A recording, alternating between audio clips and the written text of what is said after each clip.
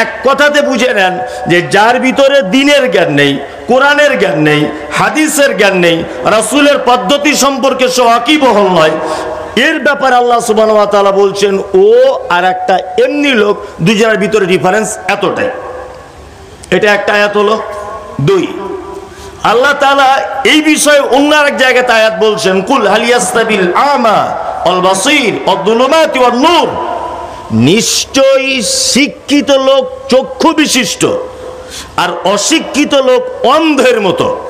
বলুন এখানে আল্লাহ কি বোঝাতে চেয়েছেন?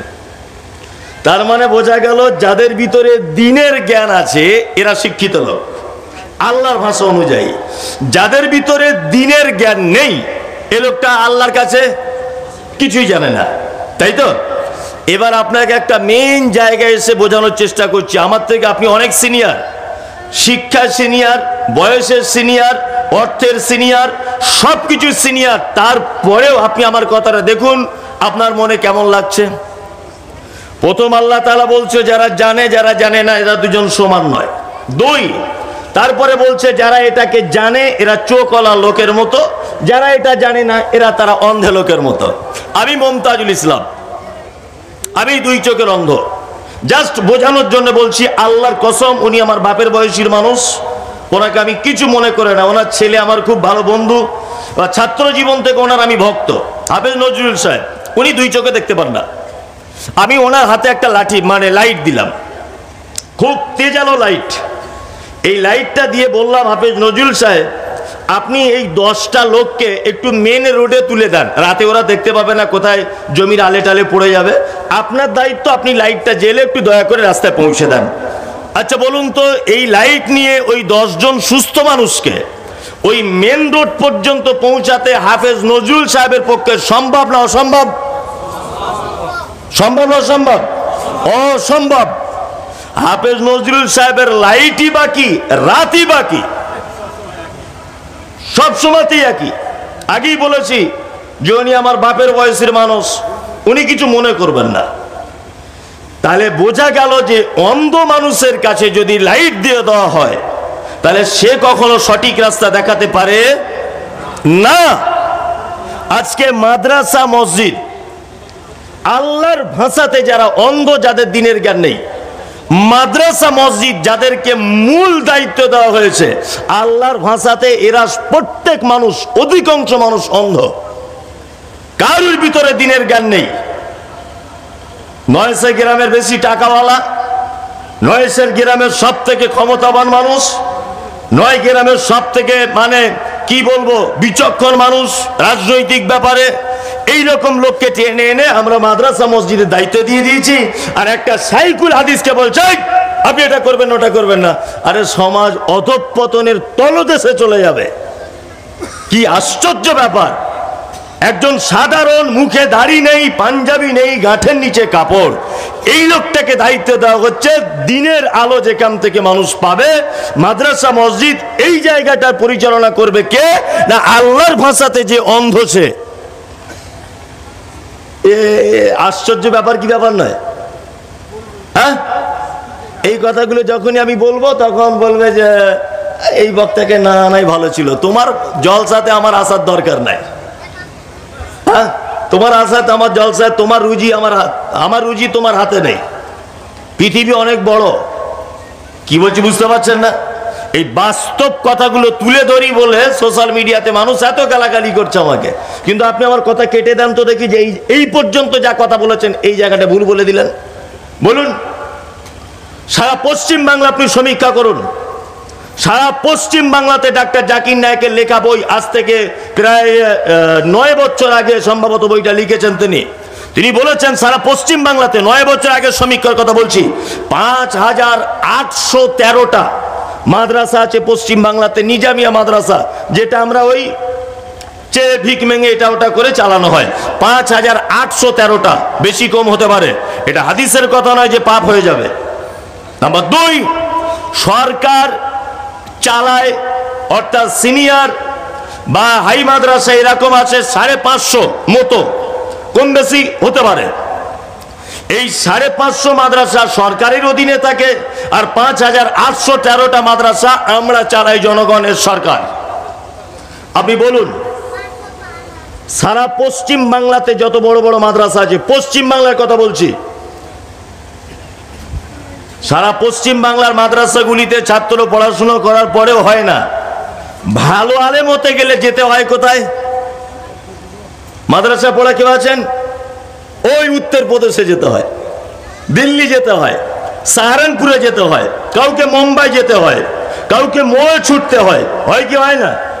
তার মানে পশ্চিম বাংলাতে একটা এইরকম কোনো প্রতিষ্ঠান নেই এই 5,500 মাদ্রাসার ভিতরে যেখানে ছাত্র তৈরি করে ওই মাদ্রাসায় বুখারীর দার্স দিবে, এরকম কোনো মাদ্রাসা খুঁজে পাওয়া যাবে না, ইল্লা মাশাআল্লাহ একটু দূর থাকতে পারে। এর কারণ কি?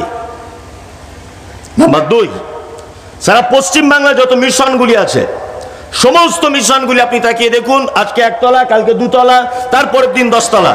আর মাদ্রাসাগুলো সারা জীবন, ওগো আল্লাহ দয়াময় দয়ারি সাগর, আল্লাহ জান্নাতে ভরে দাও, 5,000 টাকা দিল, এই চলছে কি চলছে না? কোটি কোটি টাকা মুসলিমরা তাদের নিজস্ব টাকা দান করেছে। আপনি সারা পশ্চিম বাংলার একটা মাদ্রাসা দেখান যে মাদ্রাসায় এত ডেভেলপ হয়েছে, যেখান থেকে প্রত্যেক বছরে 20-30টা করে বুখারীর দার্স দেওয়ার মতো ছাত্র তৈরি হচ্ছে। একটা মাদ্রাসা দেখান, আছে? কোন ডেভেলপ আছে? নেই। কারণ কি?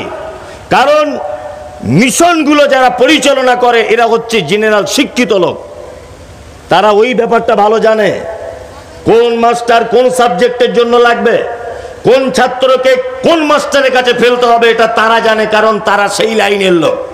আর আমাদের মাদ্রাসাগুলি যাদেরকে দিয়ে পরিচালনার দায়িত্ব দেওয়া হচ্ছে, এরা ওই ব্যাপারে জানেই না কিছু, যে কোন আলেমকে দিয়ে বুখারী পড়াতে হবে, কাকে কোন ছাত্র দিতে হবে, কাকে কার হাতে কি দায়িত্ব দিতে হবে, বলুন তো জানে?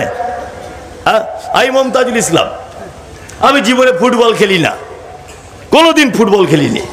তা আপনাদের গ্রামে এসেছি, দেখছি একটা 16 দলীয় ফুটবল টুর্নামেন্ট চলছে। তা আমি গাড়ি থেকে নামলাম, গ্রামের সবাই আমার পরিচিত, আমার ভক্ত, এসে আমাকে গলা জড়িয়ে বলছে, আসসালামু আলাইকুম, আপনি মমতাজুল সাহেব? ইয়াস, মমতাজুল সাহেব। তো বলছে, এক কাজ করুন, আজকে যাদেরকে রেফারি হিসেবে এনেছি ওদেরকে আজকে লাগানোর দরকার নেই, হুজুর আপনি আজকে রেফারিটা করুন।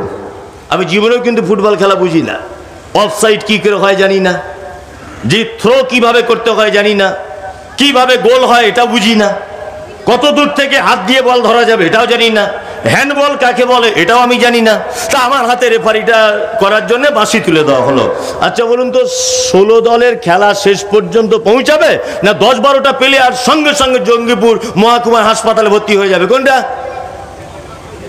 সঙ্গে সঙ্গে ভর্তি হয়ে যায় মারামারি করে।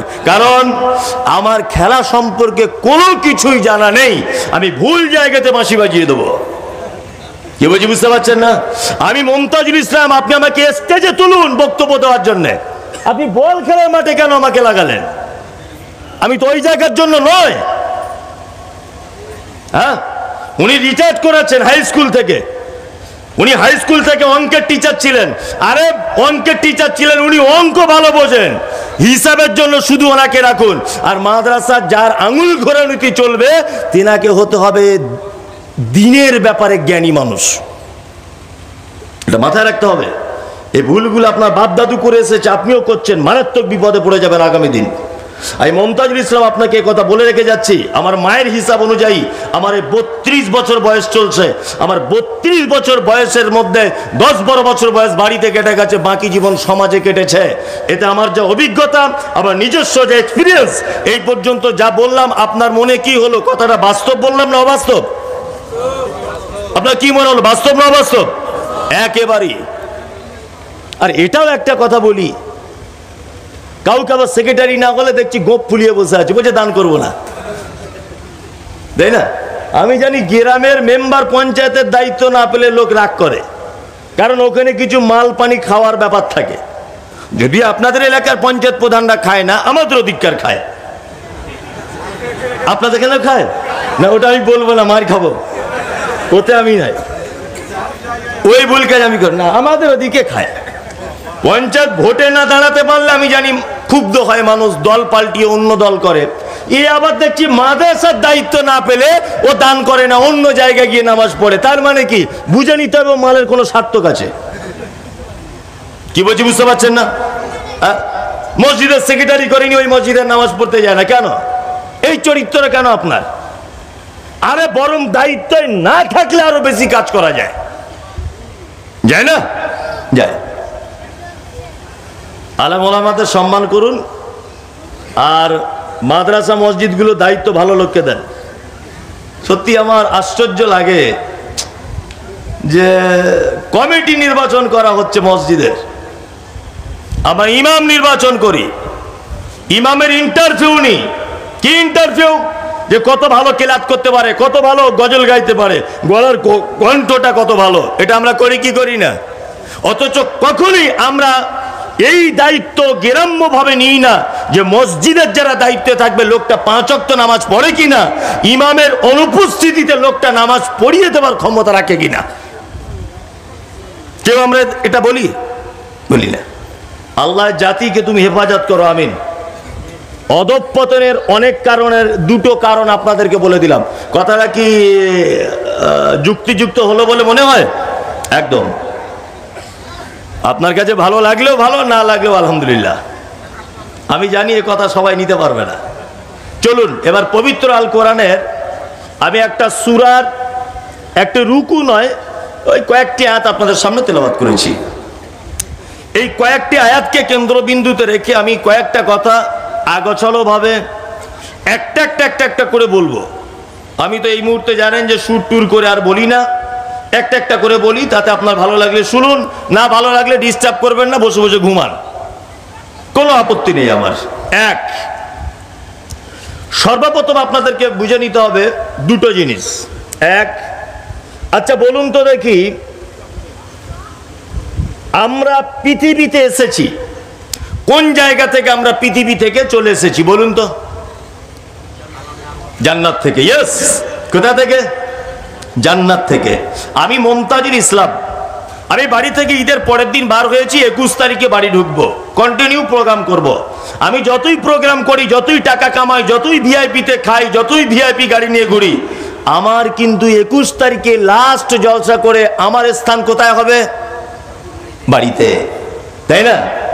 আপনার বাড়িতে মুরগি, হাঁস, গরু সব আছে, এগুলো দেখবেন সারাদিন এদিক ওদিকে ঘোরাফেরা করার পরে আপনার গরুটা কোথায় ঢোকে?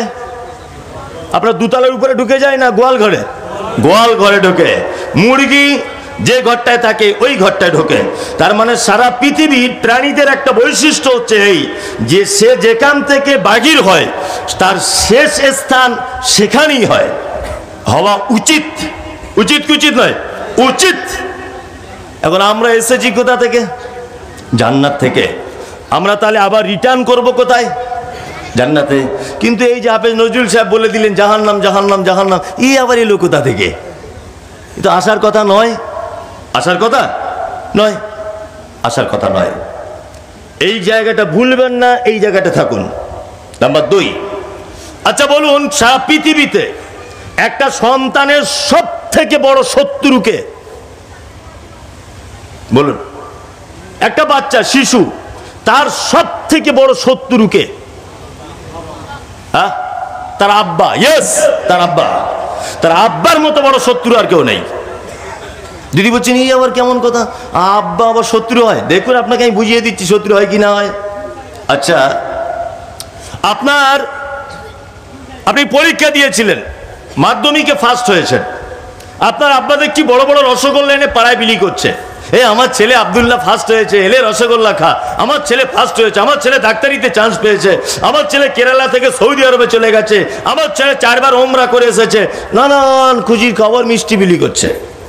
আচ্ছা বলুন তো, ওর বেটা যে চাকরি পেয়ে গেছে, ওর বেটা যে পুলিশ হয়েছে, ওর বেটা যে আর্মি হয়েছে, ওর বেটা যে অমুক হয়েছে তমুক হয়েছে, আচ্ছা বলুন তো এটা কি মূল সফলতা? সফলতা? সফলতা নয়। সফলতা কি? সফলতা হচ্ছে এই, সফলতা হচ্ছে এই জায়গাটায় আল্লাহ সুবহানাহু ওয়া তাআলা আমাদেরকে যেখান থেকে পৃথিবীতে পাঠিয়েছেন, এই পৃথিবীতে চাকরি বাকরি সমস্ত কিছুকে উপেক্ষা করে যেখান থেকে আমি এসেছি ওই জায়গাটায় যদি আমি আবার পুনরায় রিটার্ন করতে পারি, তাহলে আমার জীবনের এটাই হচ্ছে সব থেকে বড় সফলতা। সফলতা নাই? সব থেকে বড় শত্রু কেন আপনাকে বললাম? এই যে ঈদের দিনে ঈদ হয়েছে, একটা ছেলে দেখছি মাথার চুল কেটেছে চাইনিজ কাটিং, এইদিকে এরকম কাঁচির দাগ দেওয়া আছে, এইদিকে দেখছি হলুদ কালারের, এইদিকে সাদা কালারের। এরকম আপনাদের দিকে হয় না তো? হয় হয়। সব থেকে বড় শত্রু হচ্ছে পিতা। ও তো জানে যে আমার বেটা রাস্তা অতিক্রম করছে, আমার বেটা রাস্তা থেকে অন্য রাস্তায় ঢুকছে। আচ্ছা বলুন তো, আল্লাহ যেখান থেকে পাঠিয়েছে ওই রাস্তা থেকে না গিয়ে ও জাহান্নামের রাস্তার দিকে যাচ্ছে। আমরা কোনো বাপ কোনোদিন আমরা এই কথা বলতে পেরেছি যে বেটা এটা করিস না? আপনার বেটা কোটি কোটি টাকার মালিক হয়েছে, আপনি খুব বগল বাজিয়ে বলছেন আমার বেটার থেকে ধনী আমাদের গ্রামে আর কেউ নাই। কোনোদিন আপনার বেটাকে বলেছেন বেটা এটা সফলতা নয়, তুমি আজকে 1 কোটি টাকার মালিক হয়েছো, 2.5 লক্ষ টাকা তোমাকে পারিয়ার জাকাত দেওয়া লাগবে, তাহলেই তোমার জীবনের সফলতা আসবে? একটা বাপ বলুন আমি আমার বেটাকে বলে দিয়েছি? বলতে পেরেছি? পারিনি। একটা বাপ আমরা বলতে পারিনি। তার মানে বোঝা গেল এই পর্যন্ত বর্তমান বাজারে একটা সন্তানের সব থেকে বড় শত্রু তার বাপ আর মা। ভালো মন্দটা বলে দিতে পারে না, কোন রাস্তা দিতে হবে আমাদের সেই রাস্তা বলে দিতে পারে না। শত্রু কি শত্রু নয়? সব থেকে বড় শত্রু। তার ভিতরে আমিও একজন, আপনিও একজন। আমি পবিত্র আল কোরআনের যে আয়াতগুলি বলেছি এর ভিতরে বলবো যে সফলতা পেয়েছে কারা আর পাবি বা কারা, এই ব্যাপারে 2-4টে কথা আপনাদেরকে বলে বক্তব্য শেষ করব। এক, আমি যে সূরাটার প্রথমে বলেছি সেটা হচ্ছে সূরা বাকারা। এই সূরার অনেক তাৎপর্য গুরুত্বপূর্ণ ব্যাপার হাদিসে বর্ণিত হয়েছে। তার মধ্যে একটা হচ্ছে এই, রাসূলুল্লাহ বলেছেন কেউ যদি সূরা বাকারা বাড়িতে তেলাওয়াত যদি করে তাহলে তার বাড়িতে শয়তান প্রবেশ করে না। 1। 2, আল্লাহ নবী সাল্লাল্লাহু আলাইহি ওয়াসাল্লাম বলেছেন তোমরা তোমাদের বাড়িগুলিকে কবরে পরিণত করো না, অর্থাৎ কবরস্থানে পরিণত করো না। যে বাড়িতে সূরা বাকারা তেলাওয়াত হয় না ও বাড়িটা বিরান বাড়ির মতো, অর্থাৎ কবরস্থানের মতো শুনশান বাড়ি, ওটাতে তোমরা সূরা বাকারা তেলাওয়াত করো। আমরা করেছি, অবশ্য রমজান মাস অতিবাহিত হয়েছে, রমজানে করেছি। আসলে আমাদের ইবাদতগুলো সব অনুষ্ঠানে পরিণত হয়েছে, হয়েছে না? 5 ওয়াক্তের সালাত সুন্নত না ফরজ? ফরজ। এই ফরজ জিনিসটাকে শুধুমাত্র শুক্রবারের দিনে অনুষ্ঠান পরিণত করে দিয়েছি। বড় পাঞ্জাবি পরে শুধু দেখুন শুক্রবারে লোকটা গিয়ে মসজিদে বসে আছে, এটা একটা অনুষ্ঠান। করেছি না? করেছি। রমজানের সিয়াম এটা একটা ইবাদত, এই ইবাদতটাকে আমরা অনুষ্ঠান করে দিয়েছি। এই সবাই মিলে ইফতার পার্টি দিতে হবে, আজকে অমুক পার্টির ইফতার, কাল অমুক পার্টির ইফতার, ও রোজা করুক না করুক সব গিয়ে ভিড় জমে বিশাল আনন্দ, অনুষ্ঠানে পরিণত করেছি। আল্লাহ নবী সাল্লাল্লাহু আলাইহি ওয়াসাল্লাম বলেছেন, কি বলেছেন? আল্লাহ নবী বলেছেন তোমরা রমজানের শেষ দশকে বিজয় রাত্রিগুলিতে লাইলাতুল কদর খোঁজো, তাই না? সেটাকেও আমরা অনুষ্ঠানে পরিণত করে দিয়েছি। কোন মসজিদে বলছে 23-এর রাতে আমরা একদম ডিসিশন নিয়েছি, কেউ কেউ বলছে 25-এর রাতে, কেউ বলছে 21-এর রাত, কেউ বলছে 27-এর রাত, কেউ বলছে 29-এর রাত, একেবারে ঢোল তবলা নিয়ে 4টে গরু জবাই করে বিরিয়ানি করে। আপনাদের দিকে হয় না? কলকাতার দিকে হয়, হয় কি হয় না? আপনাদের দিকেও হয়? বিশাল একটা দিনকে নির্দিষ্ট করে ওটা অনুষ্ঠানে পরিণত করে দিয়েছি, করে দিয়েছি না? ঠিক তেমন কোরআন মাজিদ তেলাওয়াত করাটাকেও আমরা অনুষ্ঠানে পরিণত করে দিয়েছি। বৌমা নতুন এসেছিল, বাড়িতে একটা কোরআন ওর আব্বা মারা দিয়েছিল, সেই যে বৌমা ভালো কাপড়ে জড়িয়ে রেখেছে, কবে রমজান মাস আসবে বৌমা জোহরের গোসল করে তবেই কোরআনটা নিয়ে বসবে। 11 মাস বৌমা সিরিয়ালে ব্যস্ত থাকে, ও খোলার টাইম পায় না। এটা একটা অনুষ্ঠান ভেবেছে, ভেবেছে কি ভাবিনি? ভেবেছে। আমি পবিত্র আল কোরআনের সূরা বাকারা এর আয়াত আমি একটা একটা করে, এটা আমার মুখস্থ, তবু আমার সিরিয়াল বাই বলতে যাতে সুবিধা হয় ওই জন্য কোরআন মাজিদটা দেখে দেখে আপনার সামনে বলছি। এর ভিতরে যে কত তথ্য ভরা আছে আপনি অবাক হয়ে যাবেন, বিস্ময় অভিভূত হবেন যে এইসব কথাগুলো আপনি বলছেন কোথা থেকে। 1, বিসমিল্লাহির রহমানির রহিম। আল্লাহ বলছেন আলিফ লাম মিম। পবিত্র আল কোরআনে 29টি সূরার ভিতরে এরকম শব্দগুলি দেখতে পাওয়া যায়। 1, তাহা, ইয়াসিন, কফ, কাফ হা, আলিফ লাম র, এরকম 29টি সূরার ভিতরে এইগুলো দেখতে পাওয়া যায়, এই শব্দগুলো। এগুলোকে আলেম ওলামাদের ভাষাতে বা হাদিসের ভাষাতে বলা হয় হুরুফে মুকাত্তাআত, অর্থাৎ বিচ্ছিন্ন অক্ষরমালা। এর ব্যাখ্যা বিশ্লেষণ নবী মুহাম্মদ সাল্লাল্লাহু আলাইহি ওয়াসাল্লাম তিনি করেননি, আমিও মুমতাজুল ইসলাম করছি না। সাহাবা ইকরামগণ করেননি, তাবিগণ করেননি, মুহাদ্দিসগণ করেননি, ইমামগণ করেননি, কেউ এ ব্যাপারে কলম চালায়নি, আমিও চালাচ্ছি না, আল্লাহ বেহেতার জানে।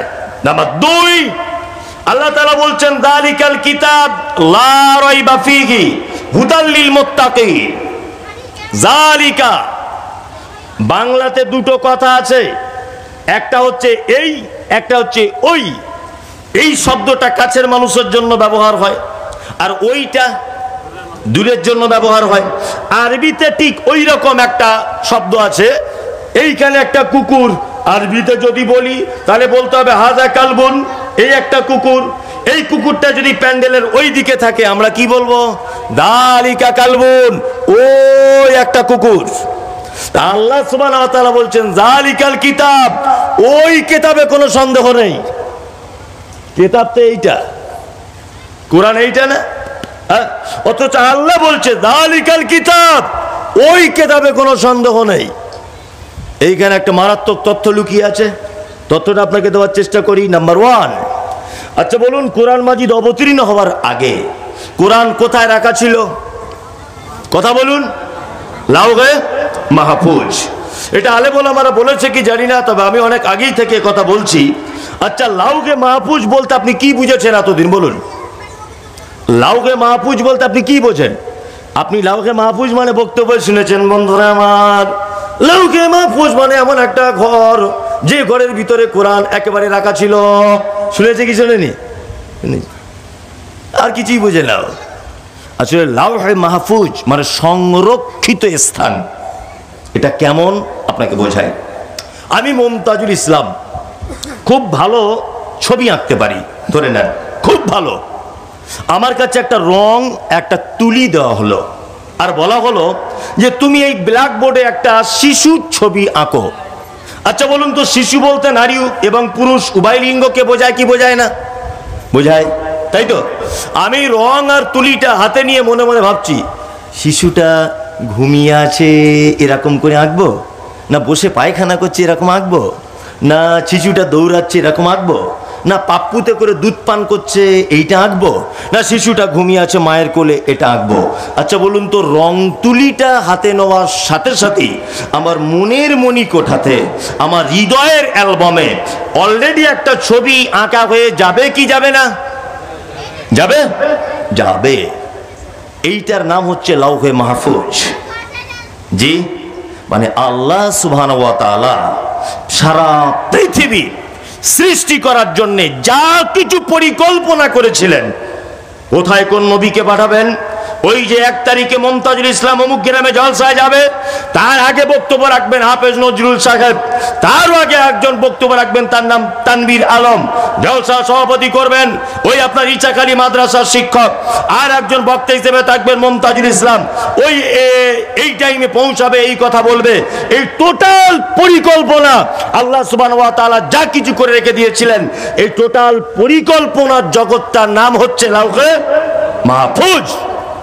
ওই জন্য এবার আপনাকে আবার বলছি, পবিত্র আল কোরআন একেবারে অবতীর্ণ হয়েছে না দীর্ঘ টাইম, অর্থাৎ 23 বছর যাবত টাইম লেগেছে। কোনটা? 23 বছর।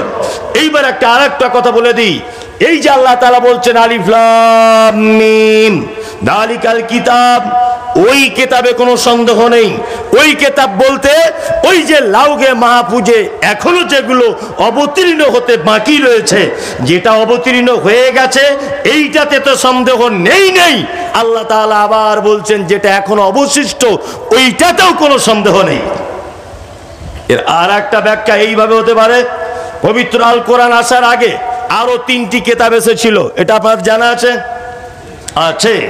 তবে এই 3টি কিতাব সম্পর্কে আপনাদের একটু জানিয়ে দিই। 1 তাওরাত, 2 জাবুর, 3 ইনজিল। পবিত্র আল কোরআন বিভিন্ন প্রেক্ষাপট, বিভিন্ন কারণে, বিভিন্ন পদ্ধতিতে, বিভিন্ন সময়ে দীর্ঘ লং টাইম 23 বছর যাবত হযরত মুহাম্মদ সাল্লাল্লাহু আলাইহি ওয়াসাল্লামের উপর অবতীর্ণ করা হয়েছে। তাওরাত লং টাইম নয়, একদিনে একেবারেই নবীজিকে দান করে দেওয়া হয়েছে ইনজিল, একই দিনে ঈসা আলাইহিস সালামকে দিয়ে দেওয়া হয়েছে জাবুর, একই দিনে দাউদ আলাইহিস সালামকে দিয়ে দেওয়া হয়েছে। দীর্ঘ টাইম লাগানো হয়নি। একটু ধারণা দিয়ে দিলাম। আল্লাহ বলছেন যালিকাল কিতাব লা রাইবা ফি হুদাল লিল মুত্তাকিন। এই কোরআনের ভিতরে কোনো সন্দেহ আছে? কারণ মনে হচ্ছে যে সন্দেহ আছে বলে মনে হয়? আরে সন্দেহ তো দূরের কথা, সারা পৃথিবীতে এর মতো সঠিক বিচার পদ্ধতি, এর মতো জীবনযাপন, এর মতো সুস্পষ্ট হেদায়েতের কিতাব আর দ্বিতীয় একটাও নেই। আছে? নাই। যদি বলছেন তার প্রমাণ, এই দেখুন আপনাকে দুটো একটা জিনিস দুনিয়াবি দৃষ্টান্ত দিই। এক, এই যে ছেলেটা বসে আছে আমার বাম দিকে, আমার বাম দিকে এই ছেলেটা যে বসে আছে, এই ছেলেটার বাড়ি হচ্ছে বীরভূম জেলাতে, বীরভূম জেলা বাড়ি। এদেরই গ্রামের একটা ছেলে, এদেরই গ্রামের, এদের পাড়াতেই বাড়ি। কিছুদিন আগে প্রথম লকডাউনের সময় এনআইএ মাওবাদী বলে, বাংলাদেশি বলে ছেলেটার নাম রেজাউল, তাকে অ্যারেস্ট করেছে। কোথা থেকে? না, কলকাতা যাচ্ছিল ছেলেটা কাজে, তাকে ডানকুনি থেকে বাস থেকে স্পেশাল পুলিশ ফোর্স দিয়ে তাকে অ্যারেস্ট করে দীর্ঘ 3-3.5 বছর যাবৎ জেল খেটে এসেছে। ঠিক বলছি কি না? রেজাউল ছেলেটার নাম। গ্রাম ঘুড়িশা, হাফেজ নজরুল সাহেব জানেন ঘুড়িশা গ্রাম, উনি গ্রামটা হয়তো শুনে থাকবেন। রেজাউল দীর্ঘ 3 থেকে 3.5 বছর পরে আজকে 3 মাস মতো না 2 মাস মতো হলো জেল থেকে ছাড়া পেয়েছে। এটা ভারতবর্ষের সংবিধান। ছেলেটা ছাড়া পেয়েছে। লাস্ট পর্যন্ত কি হলো? লাস্ট পর্যন্ত তাকে এটা রিপোর্ট করা হয়েছে বা এটা কোর্ট থেকে জানানো হয়েছে। 3.5 বছর পরে বলছে এই রেজাউল নয়, অন্য রেজাউল। 3.5 বছর পরে বলা হচ্ছে ভুল করে একে ধরা হয়েছে। একদম রাইট, আপনি তো ভালো জানেন। আপনার ছাত্র 3.5 বছর পরে বলছে এই রেজাউল নয়, অন্য রেজাউল। কি বুঝলেন আপনি? এর নাম মানুষের তৈরি করা সংবিধান। এমন এক সংবিধান যে একটা মানুষকে দোষী সাব্যস্ত করতে টাইম লেগেছে 3.5 বছর, তারপরে বলছে নির্দোষ। এটা মানুষের তৈরি করা বিধান। তাই এবার আপনাকে একটা কথা বলি, কোরআন সন্দেহ তো দূরের কথা, সারা পৃথিবীতে যত কিতাব রয়েছে, সারা পৃথিবীতে যত বিধান রয়েছে, এর থেকে আশ্চর্য আর কোনো বিধান নেই। জ্বলন্ত প্রমাণ, আপনাকে একটা প্রমাণ দেখাই, খুব মনোযোগ দিয়ে শুনুন। পবিত্র আল কোরআনে একটা আয়াত রয়েছে, আয়াতটা স্মরণে আসছে না, যাই হোক। আল্লাহ সুবহানাহু ওয়া তাআলা বলছেন, খুব প্রসিদ্ধ আয়াত কিন্তু মনে আসছে না। আল্লাহ তাআলা বলছেন চোর নারী হোক আর চোর পুরুষ হোক তাকে হাত কেটে দাও। এটা কোরআনে আছে তো? আছে না নেই? আছে। শুনেছেন তো? আছে নেই আপনার জানার দরকার। শুনেছেন? শুনেছেন। চোর নারী হোক আর পুরুষ হোক তার হাত কেটে দাও। এবার আপনি আমার যুক্তি সম্পন্ন কথাটা এবার শুনুন। এক, আচ্ছা আল্লাহ সুবহানাহু ওয়া তাআলা বললেন চোরের হাত কেটে দাও। আমি মুমতাজুল ইসলাম, আমার যদি দুটো হাত কেটেই যদি দেওয়া হয়, আমি চোর। আচ্ছা বলুন তো, আমি অন্য কাউকে দিয়েও চুরি করাতে পারবো কি পারবো না? পরামর্শটা দিতে পারবো তো? পারবো না? নেই, যা ওইখানে ভালো মাল আছে গিলিয়ে পালে আয়, এটা বলতে পারবো কি পারবো না? পারবো। আল্লাহ এটা বললেন না যে চোখ দুটো ধরে এরকম কুঞ্চি দিয়ে গর্ত করে দাও, যে চোখগুলো কানা করে দাও বা অন্ধ করে দাও? আল্লাহ এটা বলতে পারতেন, তাহলে ও পৃথিবীর আর কিছু দেখতে পারতো না, পরামর্শ দিতে পারতো না। দেখবে তবেই তো চুরির পরিকল্পনা করবে, তাই না? আচ্ছা আল্লাহ তো এটাও বলতে পারতেন, এ এক কাজ করো, তো পায়ে হেঁটে চুরি করতে যাবে, তোর পা দুটো কেটে দাও। এটা তো বলতে পারতেন কি পারতেন না? পারতেন। কিন্তু আল্লাহ বলছেন হাতগুলো কেটে দাও।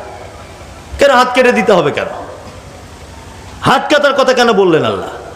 এর পিছনে মারাত্মক লজিক। কোরআন কি বিধান সেটা আপনাকে বোঝানোর জন্য এই তথ্যগুলো। আপনি ভাববেন না মনে হয় যে এমনি বলে দিচ্ছে। আরে গোলাম হোসেন, এই তথ্যগুলো বার করতে গেলে মাথার ঘাম পায়ে পড়ে যায়।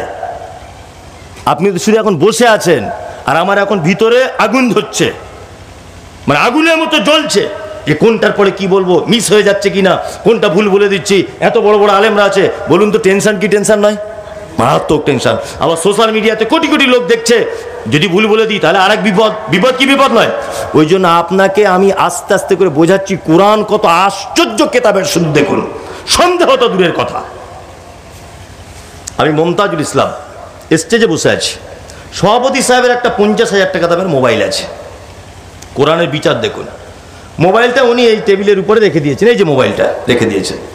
আমি প্রথমে স্টেজে উঠে এরকম দেখলাম, ওরে বাবা, এত অ্যাপেলের সেট, তো এটা ঝেড়ে দিতে হবে। মনে মনে ভাবছি, প্ল্যান করছি মনে মনে, সভাপতির ওই মোবাইলটা আমি চুরি করব, মনে মনে ভাবছি। তা ভালো, চুরি করব, তা কি করে করবো না, আস্তে আস্তে আস্তে আস্তে পায়ে হেঁটে আমি ওই মোবাইল পর্যন্ত গেলাম। যাওয়ার পরেও কিন্তু মোবাইলটা ওখানে আছে। সবাই যেহেতু একটু অন্যমনস্ক যেই হয়েছে, আমি মোবাইলটা তুলে হাতে করে ফট করে পকেটে ভরে দিয়েছি। কোরআনের বিচার দেখুন, কোরআন বলছে চুরি করার জন্য মনে মনে সংকল্প করেছে, ওর মনের কোনো অপরাধ নেই। আর পায়ে হেঁটে মোবাইল পর্যন্ত পৌঁছাতে কিন্তু পা কাটা যাবে না, হাত কেন কাটা যাবে?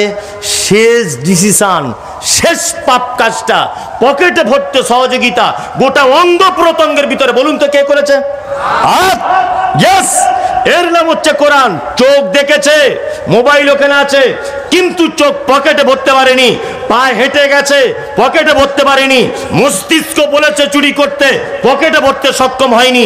ফাইনাল কাজ করেছে কে? হাত। আল্লাহর বিধান হচ্ছে চোরের হাত ধরে কেটে দাও, মেন অপরাধী সাজা হবে। এটা হচ্ছে কোরআনের ফয়সালা। আর 3.5 বছর পরে ফয়সালা, এই রেজাউল নয়, অন্য রেজাউল। তার মানে সারা পৃথিবীর শ্রেষ্ঠ বিধান কি বলে মনে হয়? কথা বলুন একটু, তবেই তো ভালো লাগবে। আল কোরআন। আপনি এখনো এই জায়গা, এই কিতাবটা থেকে এখন আপনি দূরে চলে যাচ্ছেন, অবাক লাগে না আপনার? হুদাল লিল মুত্তাকিন। আল্লাহ সুবহানাহু ওয়া তাআলা বলছেন এটা শুধুমাত্র উপকার করবে, এর থেকে কোরআন মাজিদ থেকে শুধুমাত্র ফায়দা তারাই পাবে যারা হবে মুত্তাকি। হিদায়াত কারা পাবে? মুত্তাকি। বাংলাদেশের একজন বিতর্কিত লেখিকা, নাম বলতেও ঘৃণা করে, ময়মনসিংহে বাড়ি, তার নাম তাসলিমা নাসরিন। নাম শুনেছেন? নাম শুনেছেন। নামে কিন্তু মুসলমান, মুসলমান নয়, নামে মুসলমান, কিন্তু মেয়েটা এত উচ্চ শিক্ষিত, অনেক বই লিখেছে, এবং বই লিখতে লিখতে এক পর্যায়ে আল্লাহর নবীর ব্যাপারে পর্যন্ত মন্তব্য করে দিয়েছে। করেছে কি করেনি? করেছে। এত শিক্ষিত, এত লেখাপড়া জানার পরেও হিদায়াত পেল না। ভারতবর্ষের প্রাক্তন রাষ্ট্রপতি, ওনার মতো বড় বিজ্ঞানী আর কোনো বিজ্ঞানী আজও পর্যন্ত নেই, পরমাণু বিজ্ঞানী। আল্লাহু আকবার। যার বিদ্যার ডিট কতটা এটা আপনাকে ধারণা করে বলা যাবে না। এত বিদ্যার অর্জন করেছিলেন, আল্লাহু আকবার। কিন্তু লোকটা কোরআন তেলাওয়াত করার সুযোগ পেল না, হিদায়াত পেল না। আল্লাহ সুবহানাহু ওয়া তাআলা বলছেন কোরআন মাজিদ শুধু তোমার কাছে এসেছে বলে তুমি হিদায়াত পেয়ে যাবে, এটা নয়। আল্লাহ বলছে এর থেকে শুধুমাত্র লাভবান তারাই হবে যারা মুত্তাকি, পরহেজগার। তাদের উপকার হবে এর থেকে, আর কার উপকার হবে না। চলুন মুত্তাকি কাকে বলে এটাও একবার দেখে নেওয়া যাক। আল্লাহু আকবার। হযরত ওমর রাদিয়াল্লাহু তাআলা আনহু, বিখ্যাত মানুষ। হযরত ওমর রাদিয়াল্লাহু তাআলা আনহুকে একজন সাহাবী জিজ্ঞাসা করছেন, ওমর আপনি তো আল্লাহর নবীর সঙ্গে সঙ্গে সব সময়তে থাকেন, আল্লাহর নবীর কাছে কি এই রকম কোন কিছু আপনি শুনেছেন যে মুত্তাকি অর্থাৎ পরহেজগার বলতে আপনি কি বুঝেছেন, আর নবীজি কি বলেছেন? হযরত ওমর তখন বলছেন, হে আল্লাহর নবী, সাহাবী শোনো, তুমি কি কোনোদিন এমন রাস্তা দিয়ে অতিক্রম করেছ যে রাস্তার চতুর্দিকে কাঁটা গাছ? তুমি এই কাঁটাযুক্ত রাস্তাতে কি কোনোদিন তুমি পথ অতিক্রম করেছ? আল্লাহর নবী, সাহাবী বলছেন, ওমর হ্যাঁ করেছি। হযরত ওমর তখন বলছেন, কাঁটাযুক্ত রাস্তা দিয়ে যখন আপনি পথ অতিক্রম করেছিলেন তখন বলুন আপনি কেমন ভাবে করেছিলেন? আল্লাহ নবীর ওই সাহাবী তখন বলছেন, ওমর আমি তখন আমার লুঙ্গিটা, আমি তখন আমার জামাটা, আমি তখন আমার পোশাকটাকে এমন আঁটো করে আমার শরীরের সঙ্গে জড়িয়ে নিয়েছি যাতে ওই গাছের কাঁটাগুলো আমার লুঙ্গিতে ঢুকে না যায়, যাতে ওই গাছের কাঁটাগুলো আমার জামার ভিতরে প্রবেশ না করে, যাতে ওই গাছের কাঁটাগুলো আমার লুঙ্গিতে আটকিয়ে না যায়, এতটা সাবধানতা অবলম্বন করেছি। ওমর, আল্লাহ নবী সাল্লাল্লাহু আলাইহি ওয়াসাল্লাম আবার বলুন মুত্তাকির ব্যাপারে কি বলেছেন? হযরত ওমর তিনি বলছেন, হে আল্লাহ নবী সাহাবী শোনো, আল্লাহ নবী সাল্লাল্লাহু আলাইহি ওয়াসাল্লাম মুত্তাকির উদাহরণ এইভাবে পেশ করেছেন যে ওই লোক তো প্রকৃতপক্ষে মুত্তাকি কে আছে? সারা পৃথিবী বিভিন্ন রাস্তাতে, বিভিন্ন মোড়ে, বিভিন্ন জায়গাতে অন্যায়, অরাজকতা, পাপ, বদমাইশি, হারাম, জুলুম, অত্যাচার, 2 নম্বরি, দালালি, হারামখোরি সমস্তটাই ছেয়ে যাবে পাপে, অর্থাৎ কাঁটাতে পাপে ছেয়ে যাবে। একজন মুত্তাকি এমনভাবে নিজেকে কন্ট্রোল করে, এমনভাবে নিজেকে সংযত করে তারপরেও আল্লাহর রাস্তাতে হেঁটে হেঁটে চলবে। এই হচ্ছে মুত্তাকির নিদর্শন, আর এই হচ্ছে মুত্তাকির ডেফিনিশন। হযরত ওমর রাদিয়াল্লাহু তাআলা আনহু তিনি এই কথা বলছেন। মুত্তাকি কাকে বলে? তার মানে মসজিদ আজান হয়েছে, হাইয়া আলাস সালাম, আপনি নামাজ পড়তে যাচ্ছেন, আপনার 4 বন্ধু ক্যারাম বোর্ড খেলছে, 4টে বন্ধু মিলে খেলতে খেলতে বলছে, আরে জমাতের তো এখনো 5 মিনিট বাকি, এক বোর্ড খেলেই যায়। ভালো করে বুঝবেন, এটা হচ্ছে কাঁটা। এটা কি? কাঁটা। আপনি নামাজ পড়তে যাচ্ছেন, নামাজ পড়তে যেতে যেতে হঠাৎ করে একটা বন্ধু মোটরসাইকেল নিয়ে দাঁড়িয়েছে, বলছে চল আজকে জঙ্গিপুরে শুনছি নাকি আজকে ফাংশন আছে, একবার ঘুরিয়ে আসি। তো জমাতের টাইম হয়ে গেল, নামাজ পড়তে যাবো, বার হয়েছি, বলছে পরে কাজা করে নিবি। এটা হচ্ছে কাঁটা। এটা কি? কাঁটা, তাই না? সুদ কাঁটা, ব্যভিচার কি? কাঁটা। আপনাকে এই কাঁটা রাস্তাতে আপনাকে যদি বলা হয় আপনি চলুন, সাবধানে চলবেন কি চলবেন না? চলবেন কি চলবেন না? ঠিক মুত্তাকি হচ্ছে তারা যারা এই সমস্ত কাঁটা থেকে নিজেকে আটকে রাখে। আল্লাহর নবীর ভাষাতে এরা হচ্ছে মুত্তাকি। আর আল্লাহ পবিত্র আল কোরআনে মুত্তাকির ব্যাপারে বলতে গিয়ে এই সূরার ভিতরেই তিনি বলছেন, কি বলছেন? আল্লাহ সুবহানাহু ওয়া তাআলা বলছেন, আল্লাযীনা ইউমিনুনা বিল গায়বি, যারা স্বীকৃতি প্রদান করে বিল গায়বি, অদৃশ্যের প্রতি। আল্লাহু আকবার। অদৃশ্যের প্রতি যারা বিশ্বাস করে। অদৃশ্য বলতে অদৃশ্য বলতে কি? কিয়ামত। এটা বিশ্বাস করেন? করেন না? আপনি করেন না? যদি বলছেন কেমন করে, আপনি কি করে করেন? আপনি তো কিছুই বুঝতে পারছেন না এখনো পর্যন্ত। কিয়ামত হবে বলে মনে হয়? হবে? তো এত কিছুই যখন জানেন, এত ইন্টারেস্ট কিসের? আমি একটা জিনিস মাঝে সাঝে অবাক হই, আল্লাহু আকবার। আচ্ছা বলুন তো, এই সারা পৃথিবীতে যা কিছু আছে এই সমস্ত কিছুটা কার? কার? আল্লাহর, তাই না? তাহলে মাল কার? আল্লাহর। তাহলে আমরা কি? আমরা ধরে নেন ভাড়াটিয়া, এই 50 বছর ভাড়ায় থাকবো, তারপরে চলে যাব, এরকম একটা ব্যাপার নয়? ব্যাপার। আল্লাহ সারা পৃথিবীর মালিক। আল্লাহ নিজে বলছে সারা পৃথিবী মাছির ডানা সমপরিমাণ মূল্য আমার কাছে নেই। কি বলছি বুঝতে পারছেন না? মাছির ডানা পরিমাণ মূল্য আল্লাহর কাছে আছে পৃথিবী। তা যার সম্পদ, যার মাল, সে বলছে আমার কাছে মূল্য নেই, এখন ভাড়াটিয়া বলছে আমার বিশাল ইন্টারেস্ট, সবই তো আমার। ঘটনা এরকম নয়? তাহলে মানুষ অনেকটা বোকা মনে হচ্ছে না? হ্যাঁ, অনেকটাই বোকা, তাই না? কিয়ামত এটা অদৃশ্যের বিষয়, এটা আপনাকে বিশ্বাস করে নিতে হবে। আল্লাহু আকবার। আপনি শুধু একটু আল্লাহর কয়েকটা কথা বিশ্বাস করুন, ইনশাআল্লাহ আপনার জন্য জান্নাত রেডি, একদম রেডি।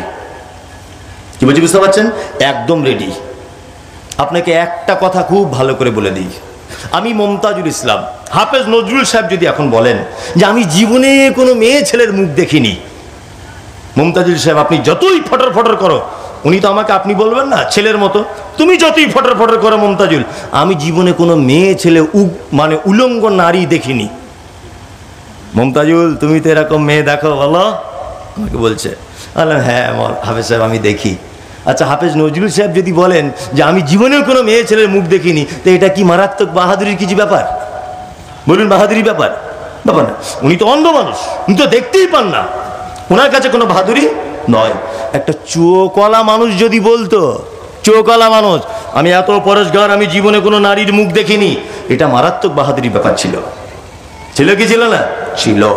এবার বলুন, আমাদের ইমান বেশি না সাহাবীদের? কথা বলুন একটু।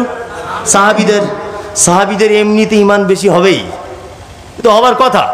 কারণ সাহাবীরা আল্লাহর নবীকে সচক্ষে দেখেছেন, সাহাবীরা আল্লাহর নবীর কাছে থাকতেন, সাহাবীরা আল্লাহর নবীর নুরানি চেহারা দেখেছেন, সাহাবীরা আল্লাহর নবীর পরিবার কেমনভাবে চলতেন সব বিস্তারিত দেখেছেন। ওনাদের ইমান বেশি হবারই কথা। কথা কি কথা নয়? কথা কি কথা? আজ থেকে 1400 বছর, 1500 বছর আগেও এখনো পর্যন্ত নুপুর শর্মার মতো একজন বিয়াদব মহিলা আল্লাহর নবীর ব্যাপারে কথা বলার কারণে অনেক মুসলিম যুবক আল্লাহর নবীকে না দেখেও 1500 বছর আগে নিজের প্রাণকে উৎসর্গ করতে পর্যন্ত দ্বিধাবোধ করে না, করে। এখন যদি আল্লাহর নবীর বিরুদ্ধে আপনাদের জঙ্গিপুরে যদি কেউ কোনো কথা বলে, আপনার রক্ত ভিতরে ফুটবে কি ফুটবে না? প্রাণ দিতে প্রস্তুত আছেন না নেই? আছেন না নেই? অবশ্যই আছেন। আরে 1500 বছর আগে যদি আপনার এই ইমানের তীব্রতা থাকে, আপনি অবশ্যই জান্নাতে যাবেন, কেউ আপনাকে আটকাতে পারবে না ইনশাল্লাহ। শুধু একটু আপনি ভালো কাজ করুন। সাহাবীরা নবীজিকে দেখেছেন, সাহাবীরা নবীর সঙ্গে থেকেছেন, সাহাবীরা নবীর সঙ্গে খাওয়া দাওয়া করেছেন, সাহাবীরা নবীজির সঙ্গে সালাত আদায় করেছেন, সাহাবীরা নবীর সঙ্গে থেকেছেন, সিয়াম পালন করেছেন। ওনাদের পক্ষে এটা মারাত্মক আশ্চর্যের বিষয় কিছু নয়, তবু ওনারা সব থেকে বড় আল্লাহর বান্দা, সব থেকে দামি। আমি জাস্ট বোঝানোর জন্য বলছি, ওনাদেরকে ছোট করিনি, আল্লাহর কসম বলছি না, কেউ ভুল ব্যাখ্যা নেবেন না। আপনাকে বোঝাতে চাইছি এটা সাহাবীদের পক্ষে ওটা সম্ভব। আজ থেকে 1500 বছর পরে না আমরা নবীজিকে দেখেছি, না কোনো সাহাবীকে দেখেছি, না কোনো তাবেঈনকে দেখেছি, না 4 ইমামের একজনকে দেখেছি, না কোনো খলিফাকে দেখেছি, না কোনো রকমের কিছু। আমরা শুধুমাত্র অন্ধের মতো বিশ্বাস করে বলি অবশ্যই নবীজি ছিলেন, অবশ্যই নবীর প্রতি ঈমান রাখতে হবে। আজও পর্যন্ত এমন মানুষ রয়েছে, উহুদের ময়দানে নবীজির দাঁত ভেঙে দেবার ঘটনা, এই তাবুকের যুদ্ধে নবীজির দাঁত ভেঙে দেবার ঘটনা, এই যে আল্লাহ নবী সাল্লাল্লাহু আলাইহি ওয়াসাল্লামের পরিবারের করুণ কাহিনী বললে আজও চোখে পানি আসে কি আসে না? আছে। তার মানে ভেবে নেন আপনি একটু শুধুমাত্র আল্লাহর হয়ে যান, জান্নাত আপনার জন্য অপেক্ষা করছে। কি বলছি বুঝতে পারছেন না? শুধু একটু আপনি অপেক্ষা করুন, আর একটু শুধু ভালো কাজ করুন, জান্নাত কি করছে? অপেক্ষা করছে। অদৃশ্যে নবীজিকে বিশ্বাস করে নিতে হবে, ফেরেশতা আছে এটা বিশ্বাস করতে হবে, কিয়ামত এটা বিশ্বাস করতে হবে। আল্লাহু আকবার, আল্লাহু আকবার। আপনাকে আমি বোঝাতে পারবো না কিয়ামতের মাঠ কি জিনিস, এটা আপনি বিশ্বাস করবেন না। আপনি তো দূরের কথা, বাচ্চা ছেলে, আপনার বাপকে পর্যন্ত এই কথা বিশ্বাস করা লাগবে। যদি বলছেন কেমন করে, তার দৃষ্টান্ত এটা আমি অনেক জায়গায় বলেছি। 6 ফেব্রুয়ারি 2023-এ তুরস্কে সিরিয়ার মাটিতে মারাত্মক এক ভূমিকম্প হয়েছে, এটা শুনেছেন? শুনেছেন। ভূমিকম্পটা হয়েছে কোথায় না, মাটি থেকে 8 কিলোমিটার নিচে, মাটির 8 কিলোমিটার নিচে ভূমিকম্প হয়েছে। তার ফলশ্রুতিতে উপরের বিল্ডিং বালাখানাগুলো থরথর কাঁপতে কাঁপতে কাঁপতে কাঁপতে অসংখ্য নিরীহ মানুষগুলি মারা গেল। আল্লাহু আকবার। কুকুর, অবলা প্রাণী, কুকুরের মনে পর্যন্ত মানুষের ব্যাপারে মানবতা তৈরি হয়েছে। কুকুর পর্যন্ত, মাটির তলায় পড়ে থাকা দুধের শিশুরা, মা মারা গেছে একদিকে, বাপ তার সন্তানকে বুকে জড়িয়ে ধরে রেখেছে। মাটির তলাতে বাপ মারা গেছে, সন্তান মারা যায়নি, নিঃশ্বাস চলছে। কুকুর পর্যন্ত সেই মাটির সাইডে গিয়ে, সেই গর্তটা সাইডে গিয়ে বুক বুক বুক বুক করে চিল্লাচ্ছে, মানে উদ্ধারকারীদেরকে বলতে চাইছে এখানে একটা শিশু লুকিয়ে আছে, তোমরা এসো। কুকুরের ভিতরে মানবতা জন্মেছে, মানুষ তোমার ভিতরে মানবতা জন্মায়নি। বড়ি আফসোস কি বাত হ্যায়। পুকুরের ভিতরে মানবতা জন্মেছে। আল্লাহু আকবার। মাটির 8 কিলোমিটার নিচে এটা হয়েছে। কতক্ষণ হয়েছে? 40 সেকেন্ড। কতক্ষণ? 40 সেকেন্ড। আল্লাহু আকবার। কিয়ামতের ভূমিকম্পের কথা আল্লাহ সুবহানাহু ওয়া তাআলা বলছেন। এটা দুনিয়াতে যদি এই অবস্থা হয়, থরথর থরথর করে কাঁপে। আল্লাহ তাআলা বলছেন ইজা যুলজিলাতিল আরযু জিলজালাহা ওয়া আখরাজাতিল আরযু আসকালাহা। আল্লাহু আকবার। কিয়ামতের ভূমিকম্প তো কঠিন। আল্লাহর ভাষা অনুযায়ী ঢালাই মেশিনে দেখেছেন বালি সিমেন্ট সবকিছু এক জায়গায় দিয়ে ঘুরিয়ে দেওয়া হয়, নিচের মাল উপরে, উপরের মাল নিচে করা হয় কি হয় না? হয়। আল্লাহ সুবহানাহু ওয়া তাআলা বলছেন ওয়া আখরাজাতিল আরযু আসকালাহা, মাটির তলার ভারী সম্পদগুলিকে সেদিন উপরে তুলে দেওয়া হবে। এই দিনটার প্রতি বিশ্বাস রাখুন। আল্লাহ সুবহানাহু ওয়া তাআলা দিনের ব্যাপারে বলছেন ইয়াওমা তারাউনাহা তাযহালু কুল্লু মুরজিআতিন আম্মা আরজাআত ওয়া তাযাউ কুল্লু যাতিন হামলিন হামলাহা ওয়া তারান নাসা সুকারা ওয়া মা হুম বিসুকারা ওয়ালাকিন্না আযাবাল্লাহি শাদীদ। আল্লাহু আকবার, আল্লাহু আকবার, আল্লাহু আকবার। কি অবস্থা! চিকিৎসা বিজ্ঞানীরা বলছে যে একটা পুরুষ 46 ডিগ্রি সেলসিয়াস কষ্ট সহ্য করতে পারে। মানে আমি যদি এই ছেলেটাকে একটা ঘুষি যদি মারি, ঘুষির ওজনটা যদি 46 কেজি যদি হয়, বা 46 ডিগ্রি সেলসিয়াস যদি এর ক্ষমতা হয় ঘুষি টান, একটা পুরুষ মানুষ সহ্য করতে পারবে। 47 ডিগ্রি সেলসিয়াস যদি তার ঘুষির ওজন হয়, সে পুরুষ মানুষ মারা যাবে। 46 ডিগ্রি সেলসিয়াস কষ্ট সহ্য করতে পারে পুরুষ। বিজ্ঞানীরা বলছে নারী কষ্ট সহ্য করতে পারে 56 ডিগ্রি সেলসিয়াস, অর্থাৎ পুরুষের থেকে নারী 10 গুণ বেশি কষ্ট সহ্য করতে পারে। তার একটা দৃষ্টান্ত হচ্ছে এই, তার জ্বলন্ত প্রমাণ হচ্ছে এই বাচ্চা জন্ম দেওয়া। আল্লাহু আকবার। বাচ্চা জন্ম দেওয়া। আল্লাহ সুবহানাহু ওয়া তাআলা বলছেন কিয়ামতের মাঠ ইয়াওমা তারাউনাহা তাযহালু কুল্লু মুরজিআতিন আম্মা আরজাআত ওয়া তাযাউ কুল্লু যাতি হামলিন হামলাহা ওয়া তারান নাসা সুকারা। সেদিন দুগ্ধ দানকারিনী মা তার বাচ্চা মায়ের আঁচল ধরে বলবে মা একটু দুধ দাও, একটু দুধ দাও। আল্লাহ বলছে মা তার বাচ্চাকে দুধ পান করাতে ভুলে যাবে। একজন মা দাঁড়িয়ে থাকবে, তার বাচ্চা নিচের দিক দিয়ে হয়ে যাবে, মা বুঝতে পারবে না। আল্লাহু আকবার। মানুষকে দেখতে পাওয়া যাবে সব মদ পান করেছে। আল্লাহ বলছে ওমা হুম বিসুকারা, একজনাও তারা মদ পান করেনি। ওয়ালাকিন্না আযাবাল্লাহি শাদীদ, শুধু আমার কঠিন আযাবের ভয়ে তারা কিয়ামতের মাঠে মাতালের মতো করে তারা ঘুরবে। আল্লাহু আকবার। এটা অদৃশ্য, কিন্তু আপনাকে বিশ্বাস করতে হবে। হবে কি হবে না? হবে কি হবে না? আল্লাহ তাআলা বলছেন এইরকম অদৃশ্যের বিষয়গুলিকে যারা বিশ্বাস করে, ঈমান যারা রাখে বিল গায়ব। এখানে আর একটা কথা বলে রাখি, আচ্ছা বলুন তো আমরা আল্লাহকে দেখতে পাই কি পাই না? পাই? পাই? পাই না।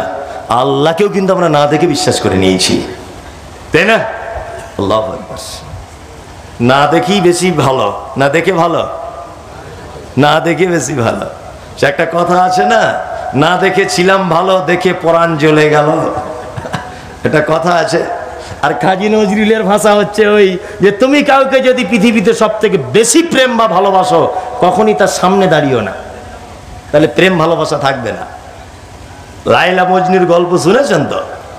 এগুলো মাঝে সাঝে কথা প্রসঙ্গে চলে আসে। বলছে লাইলা একদিন হেঁটে হেঁটে যাচ্ছে, তা মজনুকে কোনোদিন দেখেনি। আসলে লাইলা মজনু বলে পৃথিবীতে কেউ ছিল না, এটা কাল্পনিক একটা গল্প। কি বললাম বুঝলেন না? হ্যাঁ, কাল্পনিক। গোপাল ভাঁড়, গোপাল ভাঁড় ওর নাম না, এমনি নাম দিয়েছে গোপাল ভাঁড়। ওর ভালো নাম আছে, নদিয়াতে বাড়ি। কি বলছি বুঝতে পারছেন না? গোপাল ভাঁড় ওর নাম দিয়ে দিয়েছে। আর লাইলা মজনু বলে পৃথিবীতে কেউ ছিল না। আমি যা বইপত্র পড়ে দেখেছি এরকম কোনো মানুষ ছিল না যে তাদের ইতিহাস লেখা হয়েছে তাদের ছেলের নামে মেয়ের নামে এত সালে জন্ম মৃত্যু, কিছু নেই। এমনি লাইলা মজনু নাম দিয়ে কাল্পনিক একটা গল্প রচনা করা হয়েছে। তা মজনু লাইলা একদিন দেখছে যে মজনু ওই আগে আগে যাচ্ছে। তা লাইলা পিছন দিক দিয়ে, কোনোদিন ওকে দেখিনি, ওর গলার সুর শুনেছে, তা ও আস্তে আস্তে করে নয়, দৌড়ে দৌড়ে যাচ্ছে। এটা গল্প। জমির আল দিয়ে ছুটছে। হ্যাঁ, তা একটা লোক নামাজ পড়ছে, তা লোকটা সেজদায় গিয়েছে। তা লাইলা মজনুর প্রেমে এত পাগল যে ও গিয়ে ওই নামাজি লোকটার ঘাড়ে মাথা দিয়ে দিয়েছে, পা দিয়ে দিয়েছে। নামাজি লোকটা তখন উঠে বলছে, বিয়াদব, তুই কেন আমার ঘাড়ের উপরে পা দিলি বল? হ্যাঁ, অসভ্য, আমি নামাজ পড়তে, তুই জানিস না? তখন লাইলা বলছে, সাহেব কেন এত গালাগালি দিচ্ছ? আমি কাউকে দেখিনি, মজনুর প্রেমে ছুটছি। তুমি নামাজ পড়ছিলে, ওটাও আমার ধ্যান ছিল না। আমি তার প্রেমে এত মগ্ন, আমি যে তোমার ঘাড়ে পা তুলে দিয়েছি এটাও আমি জানি না। তুমি কেমন তোমার স্রষ্টাকে ভালোবাসো হে? হ্যাঁ, তুমি তোমার স্রষ্টার সঙ্গে প্রেম কেমন করো যে একজনা ঘাড়ে পা তুলে দিল, তুমি গাল দিতে শুরু করে দিলে? তুমি কেমন প্রেম করো আর আমি কেমন প্রেম করি? ওই জন্য দেখে প্রেম জমে না, না দেখেই বেশি হয়। দেখে প্রেম হলে অনেক মতভেদ হবে, অনেক রকমের মতনৈক্য দেখা দেবে। দেখা দেবে কি দেবে না? দেবে। আপনি মোবাইলে একটা মেয়েকে ফোন করছেন, আর 2 বছর সুইচ ওয়ালা ফোন, তাকে দেখার সুযোগ পাচ্ছেন না, তাই না? তা আপনি ফোন করে তাকে বলছেন, হ্যালো, একদিন দেখা করেন আমার সাথে একটু। বলছে, কোথায় করবে? বলছে, উমর বুড়ি দেখো। বলছে, তো বলছি তুমি কি পরে আসবে? বলছে, আমি লাল চুড়িদার, ঠোঁটে গোলাপি লিপস্টিক, মাথায় লাল ফিতে। তুমি এইটা দেখে বুঝতে পেরে যাবে আমি সেই তোমার 2 বছরের কথা বলা সুন্দরী। মেয়েটা তখন বলছে, হ্যাঁ তুমি কি পরে আসবে? বলছে, আমি কি মানে জিন্স প্যান্ট, হাতে ঘড়ি, চোখে চম্মা, চুল সাংঘাতিক ব্যাপার, লাল জামা, বুঝতে পেরে যাবে আমি সেই তোমার নায়ক। 2 বছর কোনো দেখা দেখি নেই, খুব প্রেম, মানে এত প্রেম জমে ক্ষীর হয়ে গেছে। এলেন দা, এখন ছেলে মেয়ে এখন উভয় কিন্তু খুব চালাক। চালাক না? ছেলেটা দূর থেকে ভাবছে যে মেয়েটাকে আগে দূরে থেকে দেখবো, তবে ওর কাছে যাব। 2 বছর কিন্তু এ ওকে না দেখে থাকতে পারতো না, মোবাইলে। এখন ও দূর থেকে দেখছে যে একটা ওই মুদিখানার দোকানের পাশে মেয়েটা দাঁড়িয়ে আছে, তো ও দেখতে পাচ্ছে আল কাতরার মতো কালার। এইলেন দা, অথচ ফোনে ফোনে ওকে না দেখে থাকতে পারতো না। যখন দেখছি যে আল কাতরার মতো কালার, তখন দেখছি এ তো ফোন তো আর করা যাবে না, সিম চেঞ্জ করে দিয়েছ, করবে কি করবে না? তাহলে এতক্ষণ দেখেনি, খুব ভালো ছিল, তাই না? দেখে প্রেম কি হলো? নষ্ট হয়ে গেল। তা আমরা যদি আল্লাহকে দেখেই যদি নিতাম, তাহলে তার ইজ্জত, তার সম্মান টিকে রাখতে পারতাম না। পারতাম না, একদমই পারতাম না। এবং তার ব্যাপারে অনেক কুরুচিকর মন্তব্যও করে ফেলতাম, যে আল্লাহর কানটা যদি এরকম হতো আরো বেশ ভালো লাগতো, আল্লাহর ঠোঁট দুটো যদি এরকম হতো খুব ভালো লাগতো। বলতাম কি বলতাম না? বলতাম। ওই জন্য স্রষ্টাকে আমরা না দেখেই বিশ্বাস করি, ইনশাআল্লাহ। আল্লাহ সুবহানাহু ওয়া তাআলা তারপরে আর একটা কথা বলছেন, বিল গায়বি ওয়া ইউকিমুনাস সালাত, মুত্তাকি তারা যারা সালাত আদায় করে, অর্থাৎ নামাজ পড়ে। এই ব্যাপারে আপনাকে আমি একটা কথা খুব মনোযোগ সহকারে শুনুন, বলে দিই। আমাদের সমাজে নামাজি হচ্ছে কয়েক প্রকারের, ভালো করে বুঝবেন, কয়েক প্রকারের, তাই তো? হ্যাঁ। আচ্ছা বলুন, সর্বপ্রথম বলি, নামাজ ফরজ না সুন্নত? ফরজ। এটা বাধ্যতামূলক, তাই তো? দিনে কয় ওয়াক্ত? 5 ওয়াক্ত নামাজ বাধ্যতামূলক। একটা লোক যদি তার জীবনের সব ভালো কাজ করে, শুধুমাত্র নামাজটা যদি না পড়ে, আচ্ছা বলুন তো জান্নাতে যাবার কোনো লাইন আছে? নাই। আসলে ব্যাপারটা কেমন জানেন? ব্যাপারটা ঠিক এই রকম। একটা ছেলে মাধ্যমিক পরীক্ষা দিচ্ছে, ধরে নেন 5টা সাবজেক্টের উপরে তার পরীক্ষাটা হয়েছে, 4টে সাবজেক্টে 100 করে নাম্বার পেয়েছে, আর একটাতে পেয়েছে 0, 0, 0। আচ্ছা বলুন তো ছেলেটার লাস্ট ফলাফল, রেজাল্টের ফলাফল পাস না ফেল? ফেল। ও সব ভালো কাজ, হ্যাঁ, কলেমাও জানে, জাকাতও দেয়, হজও করেছে, রোজাও রাখে, শুধু 5 ওয়াক্ত নামাজ পড়ে না। 5টা সাবজেক্ট, বুঝলেন না? কলেমা আছে ওর, জাকাতও দেয়, নামাজও পড়ে, হজও করেছে, শুধু নামাজটা পড়ে না। পাস না ফেল? ফেল। মাধ্যমিকে 4টে ডিভিশনে 4টে সাবজেক্টে 100 করে, একটাতে 0, 0, তার মানে ফেল। আল্লাহু আকবার। এবার আপনাকে একটা কথা বলছি, আমরা ইবাদত করে কার কোথায় যেতে চাইছি? জান্নাত, জান্নাত নয়? জান্নাত। আমি আর্মিতে চান্স লাগাচ্ছি, আর্মিতে চান্স লাগাচ্ছি আমি। আমি কিন্তু লেখাপড়া ভালো জানি, সাংঘাতিক শিক্ষিত, ফার্স্ট বয় স্টুডেন্ট আমি। আমার বয়স পর্যাপ্ত পরিমাণে, আমার টাকা পয়সা অনেক আছে, ঘুষ টুস দেবারও টাকা আমার আছে, দেখতেও আমি খুব সুন্দর। আর্মিতে চান্স লাগাচ্ছি, কিন্তু আমার হাইট 3.5 ফুট। আচ্ছা বলুন তো, আমার যোগ্যতাও তো কম নেই, দেখতেও আমি খারাপ নয়, আমার বাপের ঘুষ দেওয়ার মতো টাকা আছে, কিন্তু আমার সাইজ 3.5 ফুট। আচ্ছা বলুন তো, চাকরি আর্মিতে চান্স পাওয়া যাবে? আর্মির মেন কি? হাইট হতে হবে, এটা হচ্ছে মেন। আপনার চাকরি থাক, আপনার বাপের টাকা থাক, আপনার রূপ থাক, আপনার চেহারা থাক, শুধু হাইট নেই, চাকরি নেই, তাই না? ঠিক ব্যাপারে এরকম, ঠিক ব্যাপারে এরকম। আপনি জান্নাত যেতে চাইছেন, জান্নাত যেতে চাইছেন, রোজার ইবাদত আছে, হজের ইবাদত আছে, আপনার দানের ইবাদত আছে, জানাজার ইবাদত আছে, বোনের সঙ্গে ভালো ব্যবহার ইবাদত আছে, সব ইবাদত আল্লাহ এক জায়গায় জড়ো করে দিয়েছে। তারপরে বলছে নামাজ নেই, বলছে না, বলছে চলো জাহান্নাম চলে যাও। জান্নাতে যাওয়ার শর্ত কি? সালাত আদায় করতে হবে। কি বলছি বুঝতে পারছেন তো কিছু? নাকি আমি বলছি আপনি শুনে মজা নিয়ে বাড়ি চলে যাচ্ছেন? না, বাড়ি যাবার কোনো লাইন নেই গোলাম হোসেন, এগুলো শুনে যেতে হবে আপনাকে। এবার একটা কথা বলছি, আমাদের সমাজে কিছু নামাজিকে দেখতে পাওয়া যায়, যারা কেউ কেউ দেখবেন জুম্মার নামাজ পড়ে, আবার কেউ কেউ দুটো ঈদে পড়ে, কেউ কেউ 2 ওয়াক্ত পড়ে, 3 ওয়াক্ত পড়ে না। আচ্ছা বলুন তো, এরা 3 জনের ভিতরে নামাজি বলে কেউ গণ্য হবে? হবে? হবে না। এরা 3 জনের কি বেনামাজি। নামাজি আর বেনামাজি দুটো অপশন, মাঝখানে কোনো অপশন নাই। কোন অপশন আছে? নাই। নামাজি বেনামাজি। নামাজি কে? যে সারা দিনে 17 রাকাত ফরজ সালাত আদায় করে, এ মুসলিম। কেউ যদি 1 ওয়াক্ত করে, 1 ওয়াক্ত করে না, কেউ জুম্মায় করে, এমনি দিনে করে না, এ বেনামাজিদের দলে। খুব ভালো করে বুঝবেন। আপনাকে একটা কথা বলে রেখে দিচ্ছি, খুব মনোযোগ সহকারে শোনার চেষ্টা করুন। এইটা ধরে নেন, এটা কিয়ামতের মাঠ, ভালো করে বুঝবেন। আপনি এখানে দাঁড়িয়ে আছেন এইভাবে কিয়ামতের মাঠে। আপনি এখন মনে করুন যে মমতাজুল সাহেব আমার শিক্ষক, আমি ছাত্র। আপনি যতই শিক্ষিত হন, এখন আপনি আমাকে স্টুডেন্ট, আমাকে আপনি টিচার হিসেবে গ্রহণ করুন, তাছাড়া আপনার জীবনে সফলতা আসবে না। এটা কিয়ামতের মাঠ ধরে নেন। এটা হচ্ছে আপনি দাঁড়িয়ে আছেন। আল্লাহ নবী সাল্লাল্লাহু আলাইহি ওয়াসাল্লাম বলছেন, কিয়ামতের মাঠে একটা মানুষকে সর্বপ্রথম যে আমলটার ব্যাপারে জিজ্ঞাসা করা হবে তার নাম কি? সালাত, তাই না? আপনি জেনা করেছেন, এটা একটা পাপ, এখানে জমা করা হলো। আপনি কাউকে হত্যা করেছেন, এটা একটা পাপ, এখানে জমা করা হলো। আপনি সুদ খেয়েছেন, এই পাপটা এখানে জমা করা হলো। আপনি ব্যভিচার করেছেন, এই পাপটা এখানে জমা করা হলো। আপনি কারোর মাল অন্যায়ভাবে আত্মসাৎ করেছেন, ওই পাপটা এখানে জমা করা হলো। পৃথিবীর সবথেকে জঘন্য পাপ, তার নাম শিরক, শিরক করেছেন, ওই পাপটা এখানে জমা করা হলো। আরো বড় পাপ, তার নাম বেদাত, এই পাপটা এখানে জড়ো করা হলো। সমস্ত পাপ এই জায়গায় জড়ো করা হলো। তো কিন্তু আল্লাহ নবী সাল্লাল্লাহু আলাইহি ওয়াসাল্লাম বলেছেন, ওর কোনো জঘন্য পাপ সম্পর্কে জিজ্ঞাসা করা হবে না, ওকে জিজ্ঞাসা করা হবে তুমি নামাজ পড়েছো কিনা বলো। একটা জিনিসের ভিতরে সবকিছু লুকিয়ে আছে।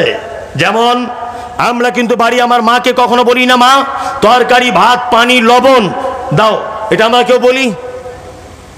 কেউ বলি? মায়ের কাছে ভাত চাইলে কি বলেন? মা ভাত দে, মা ভাত দাও, মা ভাত দাও, এতটুকুই বলি তো। হ্যাঁ, তার মানে মাও জানে ভাতের ভিতরে লবণ, তরকারি, ডাল, আলু ছানা সব থাকে। আপনি এটা জানেন, জানেন কি জানেন না? জানেন। ভাত বললেই আমার মা পানি দেবে, আমার মা তরকারি দেবে, সব কিছু জানেন কি জানেন না? ওই জন্য একটা জিনিস দিয়ে আপনি আপনার মাকে বোঝাতে চান, মা ভাত দে, তার মানে মা সব কিছুই দেবে। আল্লাহ সুবহানাহু ওয়া তাআলা, আপনি ব্যভিচার করেছেন, আপনি কাবিরা গুনাহ করেছেন, মদ পান করেছেন, শিরক করেছেন, বেদাত করেছেন, একটা ব্যাপারও জিজ্ঞাসা না করে বলছেন, এই বান্দা নামাজ পড়েছিস আগে বল। নামাজের কথা কেন?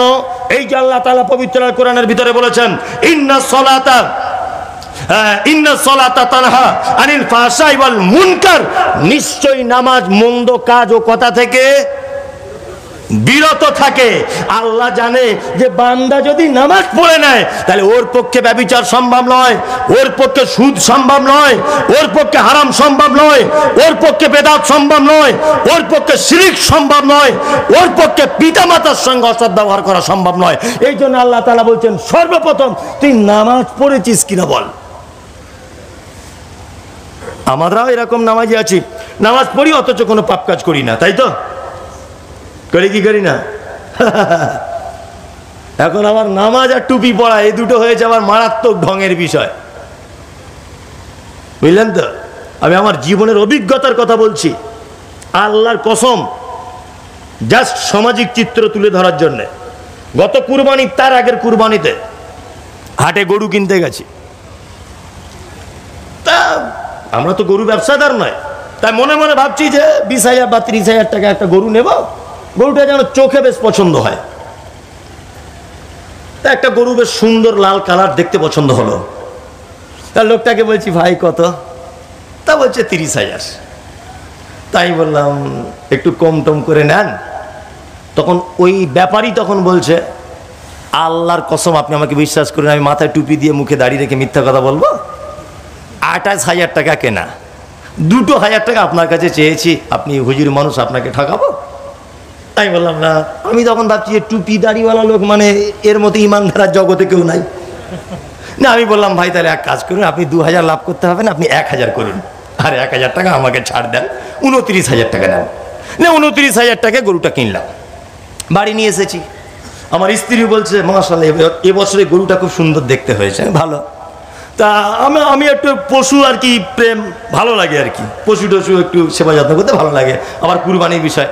তা আমি তাড়াতাড়ি দোকান থেকে 3-4টে শ্যাম্পু কিনে নিয়ে এসেছি। আমার আব্বাকে বললাম আব্বা দড়িতে ভালো করে বাঁধো, শ্যাম্পু দিয়ে একটু গোসল করিয়ে দিই। ভালো গোসল করাতে করাতে লেজের দিকে এরকমভাবে সাবান মাখাতে মাখাতে দেখছি লেজ অর্ধেক খুলে আমার হাতে চলে এসছে। কি ব্যাপার, লেজ খুলে এলো কেন গরুর?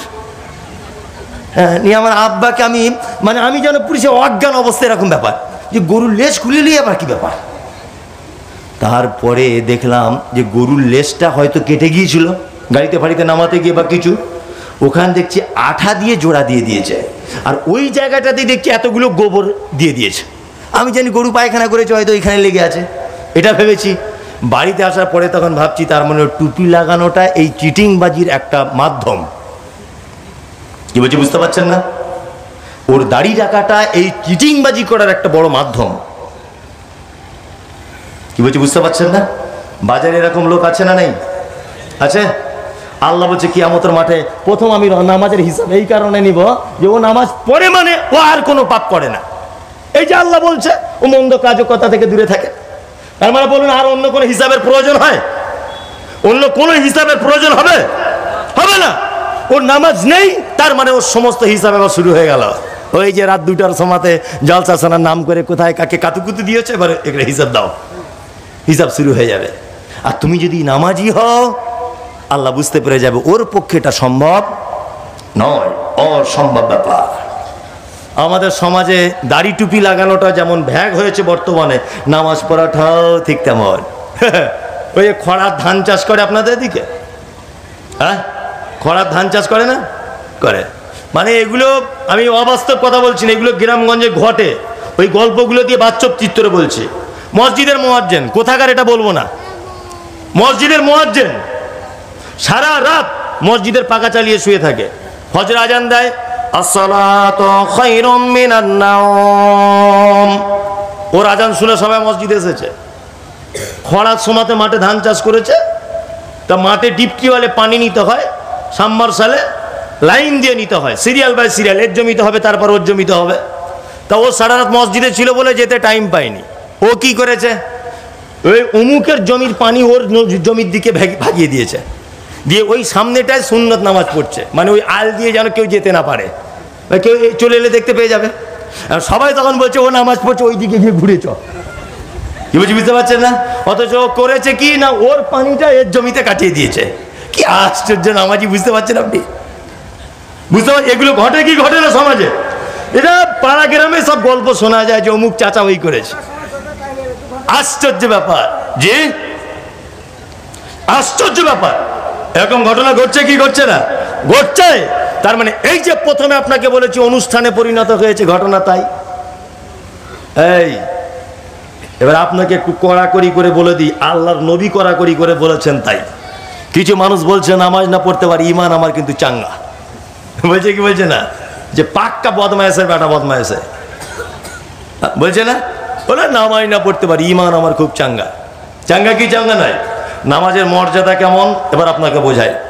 বর্তমান খাসির মাংস ক টাকা কেজি? 800। 500 টাকা আপনি ধরুন, 800 বাদ দেন, 500 টাকা।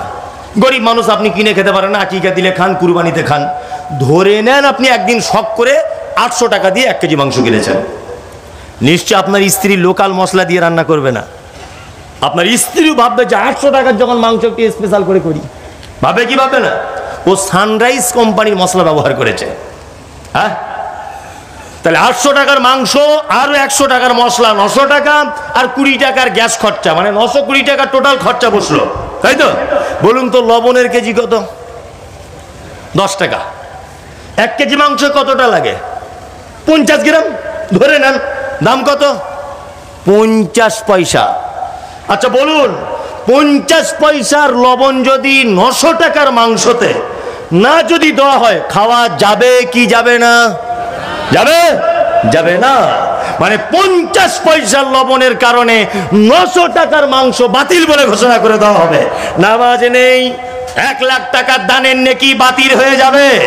জি, নামাজ নেই, ভালো সম্পর্কর নেকি বাতিল করে দেওয়া হবে। আর রোজার নেকি বাতিল হয়ে যাবে, সাদকার নেকি বাতিল করে দেওয়া হবে। নামাজ ওই মর্যাদা, এক খাদ্য জগতের লবণের যে মর্যাদা, একটা মানুষ যদি মনে করে পাহাড় সমপরিমাণ ভালো কাজ করেছি, শুধুমাত্র আমার নামাজটা নেই, আমি মুমতাজুল ইসলাম বলছি তোমার কোনো ভালো কাজ আল্লাহর দরবার পর্যন্ত পৌঁছায় নাই। নামাজ নেই, কোন ইবাদত তোমার গ্রহণ করা হবে না। যারা বলছে নামাজ না থাকতে পারে, ইমান চাঙ্গাছে, বেটার বিয়ে দিয়েছে, 1 টাকাও লিইনি, বলছে কি বলছে না? তাদের উদাহরণটা একটু দিই, তারা কেমন কোয়ালিটির লোক, হ্যাঁ ভালো করে বুঝবেন। আচ্ছা, ইমান মানে কি বলুন? হ্যাঁ, বিশ্বাস, তাই না? এবার একটা কথা আপনাদেরকে বলে রেখেছি, খুব শুনে নেন মনোযোগ সহকারে। আমার এটার নাম কি? আঙুল। এটার নাম চোখ। এর নাম মাথা বা চুল। এটার নাম হাঁটু। এটার নাম পেট। এর নাম হাত। এর নাম নাক। এর নাম কান। আপনি মাঝে সাঝে বলেন না, আমি যদি আপনাকে জিজ্ঞেস করি আব্দুল্লাহ ভাই কেমন আছেন, হাফেজ নজরুল সাহেব আপনি কেমন আছেন বাবজি, উনি এক কথাতেই বলবেন মমতাজ বেটা ভালো আছি, তবে শরীর একটু খারাপ। বলুন তো শরীর কার নাম? কার নাম? টোটাল অঙ্গ প্রত্যঙ্গের নাম কি? শরীর। তার মানে শরীর বলতে মাথা বোঝায়, শরীর বলতে চোখ বোঝায়, শরীর বলতে নাক বোঝায়, শরীর বলতে দাড়ি বোঝায়, শরীর বলতে পেট বোঝায়। বোঝায় কি বোঝায় না? বোঝায়। এবার আপনাকে বলছি, শরীর বলতে গোটা অঙ্গ প্রত্যঙ্গকে বোঝায়। আপনার একটা লোকের হাত নেই, বলুন তো এই লোকটা সুস্থ দেখির মানুষ না অসুস্থ দেখির মানুষ? অসুস্থ।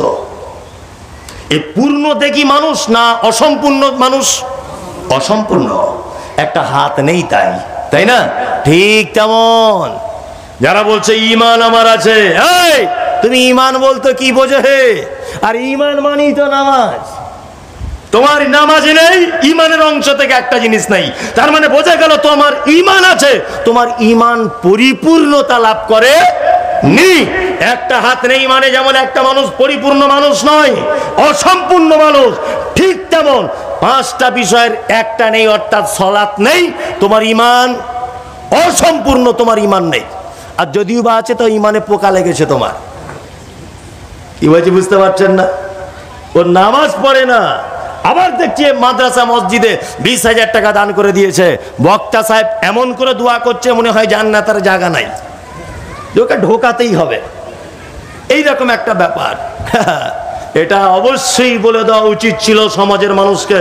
আমি মুমতাজুল ইসলামের কথা বলছি, আল্লাহর কসম, আপনি যদি সালাত আদায় না করেন, আপনার কোন আমল আল্লাহর দরবারে গ্রহণযোগ্যতা লাভ করতে পারে না।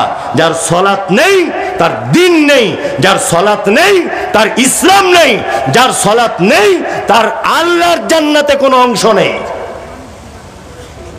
প্রমাণ হচ্ছে এই আল্লাহ নবী সাল্লাল্লাহু আলাইহি ওয়াসাল্লাম নয়, আল্লাহ তাআলা বলছেন মা সালাকাকুম ফি সাকার ক্বালু লাম নাকু মিনাল মুসাল্লিন।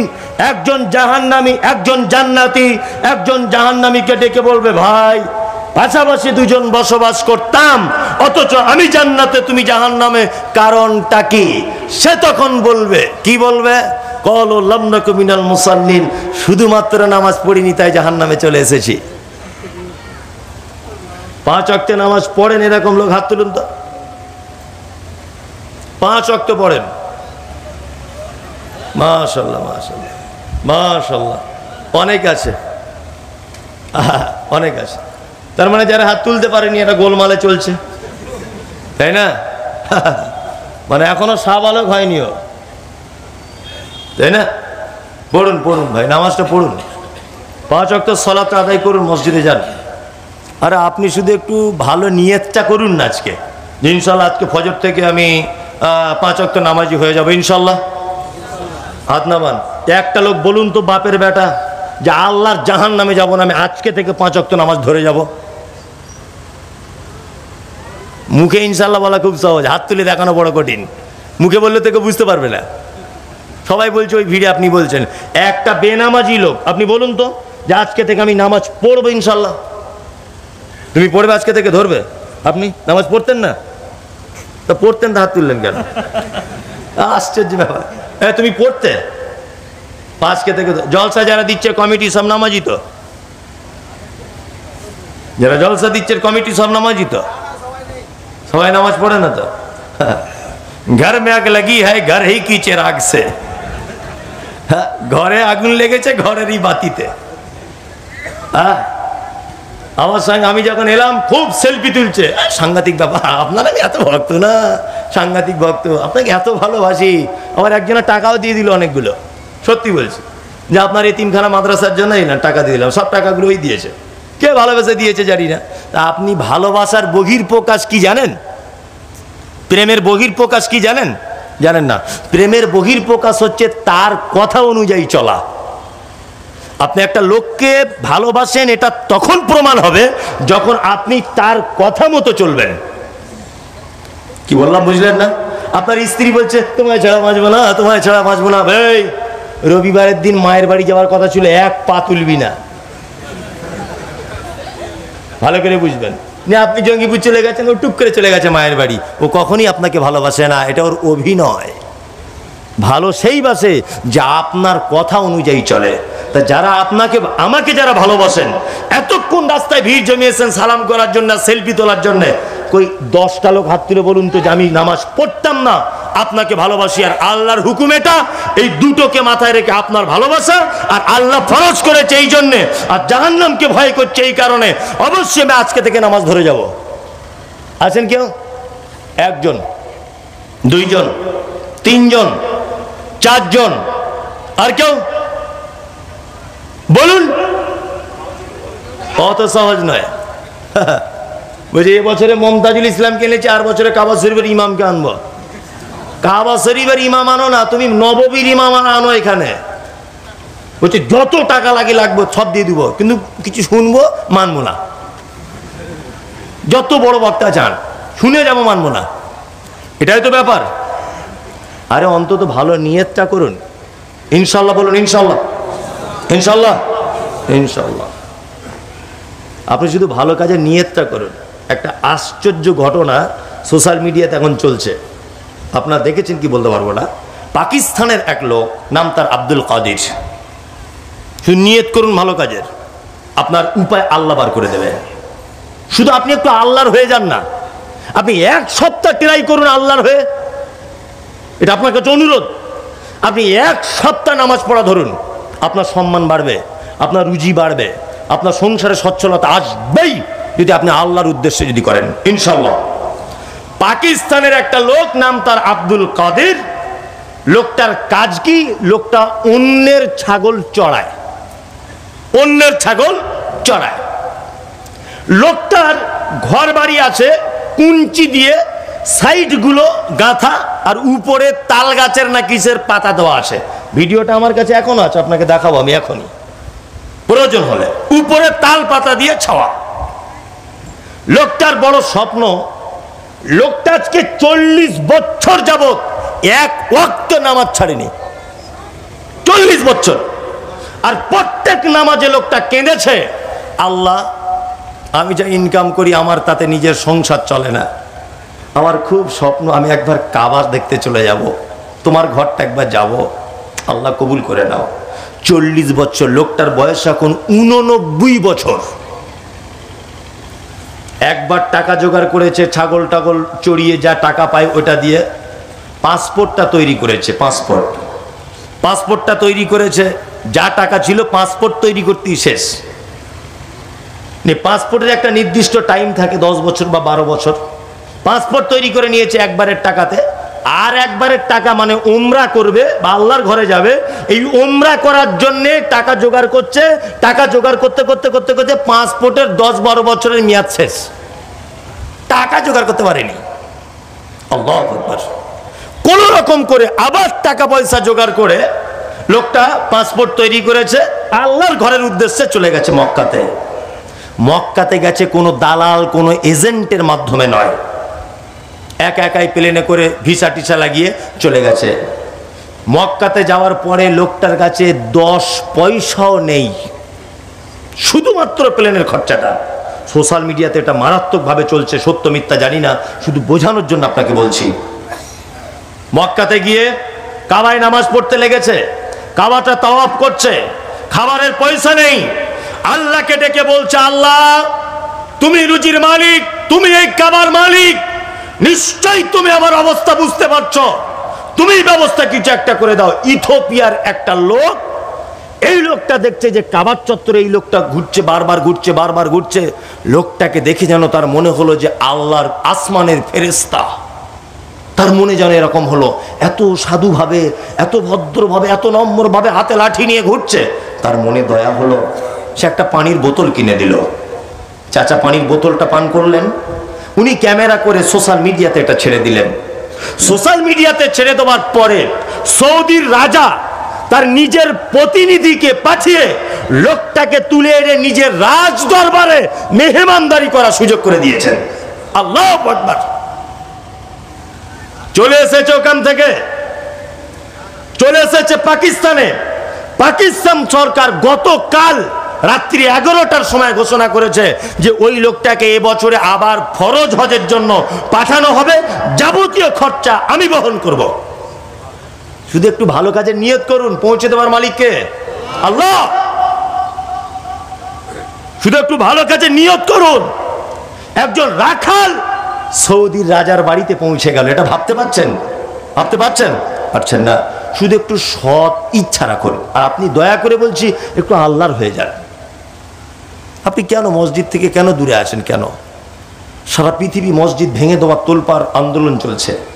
আসামে মসজিদ ভেঙে দেওয়া হলো, ত্রিপুরাতে মসজিদ ভেঙে দেওয়া হলো, মায়ানমারে মসজিদ ভেঙে দেওয়া হলো। সব জায়গাতে যখন মসজিদ ভেঙে দেওয়ার আন্দোলন চলছে, আপনি তখনও ইমাম সাহেবের আজানের, মুয়াজ্জিনের ধমনী শোনার পরেও বাড়িতে কেন থাকেন? কেন?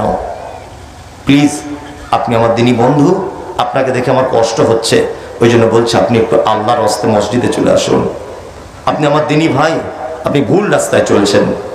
আপনি আমার দিনী ভাই, আপনি সঠিক রাস্তায় চলতে পারছেন না। প্লিজ আপনি মসজিদে আসুন। ইনশাল্লাহ, ইনশাল্লাহ 5 ওয়াক্ত আসবে ইনশাল্লাহ। আল্লাহ তাআলা বলছেন, আল্লাযীনা ইউমিনুনা বিল গায়বি ওয়া ইউকিমুনাস সালাত ওয়া মিম্মা রাযাকনাহুম ইউনফিকুন। আল্লাহ তাআলা বলছেন মুত্তাকি তাদের আরেকটা গুণ ইউনফিকুন, মোমেন তারা আল্লাহ রাস্তায় খরচা করে, মুত্তাকি তারা আল্লাহ রাস্তাতে খরচা করে দেয়। মুত্তাকি কি করে? আল্লাহ রাস্তায় খরচা করে। যদি বলছেন আপনি আমার দান তোলার লাইন করছেন নাকি, ওই সব লাইন আমি নাই।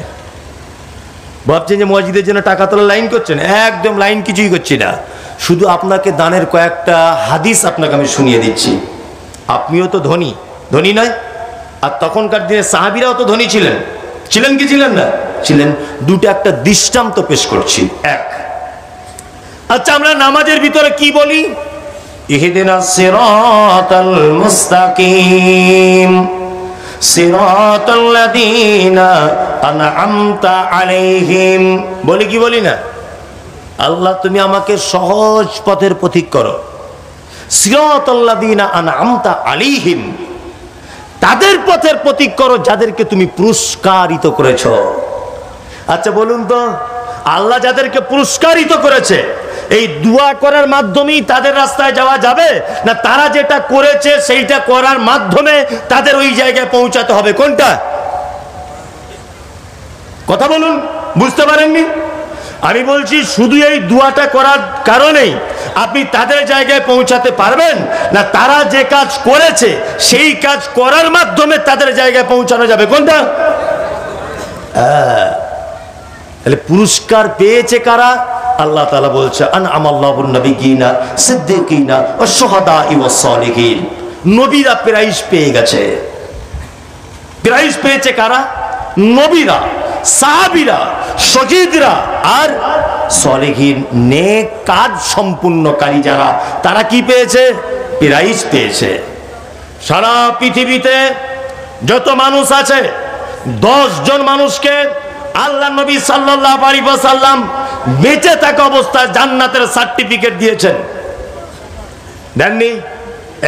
1 আবু বকর, 2 ওমর, 3 উসমান, 4 আলী, 5 আব্দুর রহমান ইবনে আউফ, এরকম আরো সাহাবী আছে। টোটাল 10 জন সাহাবীকে জান্নাতের সার্টিফিকেট দিয়েছেন কে? আল্লাহর নবী। যাদেরকে জান্নাতের সার্টিফিকেট দেওয়া হচ্ছে তাদের চরিত্রের সঙ্গে আমাদের চরিত্র মেলাতে হবে কি হবে না? হবে, হবে। একটা একটা করে যদি সবার চরিত্রের কথা বলি তা রাত 2টা বেজে যাবে। আপনাকে ওই জন্য একটা লোকের চরিত্রের কথা বলছি, শুনুন। হযরত উসমানের নাম শুনেছেন? খুব বড় মাপের মানুষ ছিলেন না? উসমান কত বড় মাপের মানুষ দেখবেন। আপনাকে একটা হাদিস বলি। আল্লাহ নবী সাল্লাল্লাহু আলাইহি ওয়াসাল্লাম আম্মাজান আয়েশা সিদ্দিকা রাদিয়াল্লাহু তাআলা আনহা উরুতে টেক লাগিয়ে এরকম ভাবে বসে আছেন। কে? কে? আল্লাহর নবী আয়েশার উরুতে মাথা দিয়ে এরকম টেক লাগিয়ে আছেন। পর্দার আয়াত তখন অবতীর্ণ হয়নি। দরজায় কে? কে? কে? না, আবু বকর। আল্লাহ রাসূল বলছেন হ্যাঁ আবু বকর, হ্যাঁ ভিতরে এসুন। আবু বকর ভিতরে এসেছে। আবু বকর মানে কে? যার বেটির কোলে মাথা দিয়ে শুয়ে আছে তার বাপ, আয়েশার বাপ। পর্দার আয়াত অবতীর্ণ হয়নি। তা আল্লাহর নবী শ্বশুর বাড়িতে এসেছে, আল্লাহর নবী ওইভাবেই শুয়ে আছেন। আল্লাহু আকবার, কথাবার্তা বলছেন। এরপরে আবার কে? ওমর।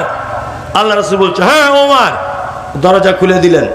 আবার হযরত ওমর ঢুকলেন। ওমর মানে শ্বশুর, হাফসা রাদিয়াল্লাহু তাআলা আনহার আব্বা, তাই না?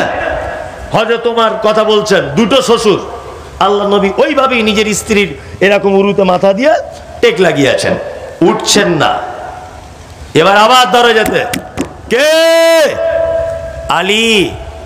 আল্লাহ রাসূল দরজা খুলে দিলেন। আলী ঘরের ভিতরে ঢুকলেন। আলী মানে জামাই, ফাতেমার স্বামী আলী। আল্লাহু আকবার। ওইভাবেই রয়েছেন, জামাইয়ের সামনে শ্বশুর, শাশুড়ির কোলে মাথা দিয়ে এরকম করে আছেন। আশ্চর্য ব্যাপার। এইবারে ঢুকছে কে? উসমান। উসমানের নাম যখন শুনেছেন আল্লাহ রাসূল তেড়ে গিয়ে উঠে জামা কাপড় ঠিক করে আবার ফের এরকম ভাবে বসে গেলেন। হযরত আলী তখন বলছে আল্লাহর নবী ঘটনাটা কেমন হলো? আমি জামাই, আমাকে থেকে আপনি লজ্জায় উঠলেন না। আপনি আবু বকর শ্বশুর, তাকে থেকে লজ্জা করলেন না। ওমর শ্বশুর, তাকে থেকে লজ্জা করলেন না। অথচ আপনি উসমানকে দেখে লজ্জা করলেন। বিশ্ব নবী বলছেন আলী, আমি কি ওই লোকটাকে দেখে সম্মান করব না যাকে দেখে আসমানের ফেরেশতারা সম্মান জানায়? আর সেই লোকটা পৃথিবীতে আর কেউ নয়, সেই লোকটা হলো হযরতে উসমান গনি রাদিয়াল্লাহু তাআলা আনহু। ফেরেশতারা ওকে দেখে সম্মান জানায়, তা আমি নবী একটু সম্মান জানাবো না? বুঝতে পারছেন উসমান কত বড় মাপের মানুষ? ধারণাতে এলো? যদি বলছে না আরো এলো না, আর একটু দেখুন। আল্লাহ নবী সাল্লাল্লাহু আলাইহি ওয়াসাল্লাম তাবুকের যুদ্ধের ডাক দিলেন। সমস্ত সাহাবীরা নিজেদের মাল আল্লাহ নবীর কাছে এনে বলছেন, আল্লাহ রাসূল এই নেন মাল নেন, যুদ্ধতে যাবেন মাল নেন। মাল দিতে দিতে দিতে দিতে মাল জমা হয়ে গেল। আল্লাহ রাসূলের মন কিন্তু ভরছে না। আল্লাহ রাসূল বারবার মনে মনে ভাবছেন, উসমান কখন আসবে, উসমান উসমান কখন আসবে। আল্লাহু আকবার। হযরত উসমান আস্তে আস্তে করে এলেন, আল্লাহ নবীকে বলছেন, আল্লাহ নবী যুদ্ধ কতদিন চলবে? বিশ্বনবী বলছেন যুদ্ধ চলবে 3 মাস। মুসলিম সৈন্য কতজন থাকবে? রাসূলুল্লাহ বলছেন 30,000। হযরত উসমান বলছেন, আল্লাহ নবী 3 ভাগের 1 ভাগ লোকের উট ঘোড়া চাবুক, তাদের খাদ্য খাবার, তাদের যুদ্ধের পোশাক, তাদের পানির মশক, তাদের যাবতীয় প্রয়োজন সমস্ত কিছু 3 ভাগের 1 ভাগ লোকের দায়িত্ব আমি হযরত উসমান গ্রহণ করলাম। আল্লাহু আকবার। 30,000-এর 3 ভাগের 1 ভাগ মানে 10,000 লোকের। ভাবতে পারা যায়? মনে হয় মমতা সরকারকে যদি বলা হয় তবুও ঘাবড়ে যাবে যে 10,000 লোককে 3 মাস খেতে দিতে হবে। ঘাবড়ে যাবে না? তাহলে উসমান ধনী কত ছিল? আল্লাহু আকবার, আল্লাহু আকবার। আর আমাদের অবস্থা কি? বাড়িতে কে লা ইলাহা ইল্লাল্লাহ, আব্বা দুটো ভিক্ষা দাও। দরজা খুলে বলছে, এই বাঁদর ভিক চাইতেছে, আমার হাতে বড় মোবাইল কেন? হ্যাঁ বেরোন থেকে, বদমাইশি জায়গা পায় না। ভিক করতে এসেছে, আমার বড় মোবাইল নিয়ে এসেছে। আর একজন এসেছে, লা ইলাহা ইল্লাল্লাহ, মা দুটো ভিক্ষা দাও।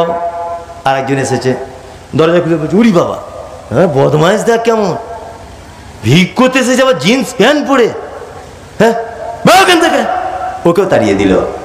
আর একজন মহিলা এসেছে দরজায়, মা মা বাড়িতে কেউ আছো? দুটো ভিক্ষা দাও। তো ওর বউ তখন ভিক্ষাটা নিয়ে এসে বলছে, বাবা ঢং দেখো, আমাদের বড়েরা ফেরি করে করে করে করে মাথার চুল উঠে যাচ্ছে, এত দামি শাড়ি পরতে পারি না, এ আবার মিনু শাড়ি পরে ভিক করতে এসছে, ঢং দেখো কেমন, ওখান থেকে। ওকেও তাড়িয়ে দিল। কেন তাড়ালেন? কত দিতেন? দিতেন কত? 2 টাকার একটা কয়েন, ছোট্ট একটা 1 টাকার কয়েন, খুব জোর হলে 10 টাকার একটা পুরাতন নোট, তাই না? এটাই দিতেন তো, পুরাতন একটা নোট দিতেন। হ্যাঁ, তাড়িয়ে দিলেন মোবাইলের অভিযোগ দিয়ে, জিন্স প্যান্টের অভিযোগ দিয়ে তাড়িয়ে দিলেন, সে দামি শাড়ি পরে আসে বলে। আল্লাহু আকবার। কেন তাড়ালেন আপনি?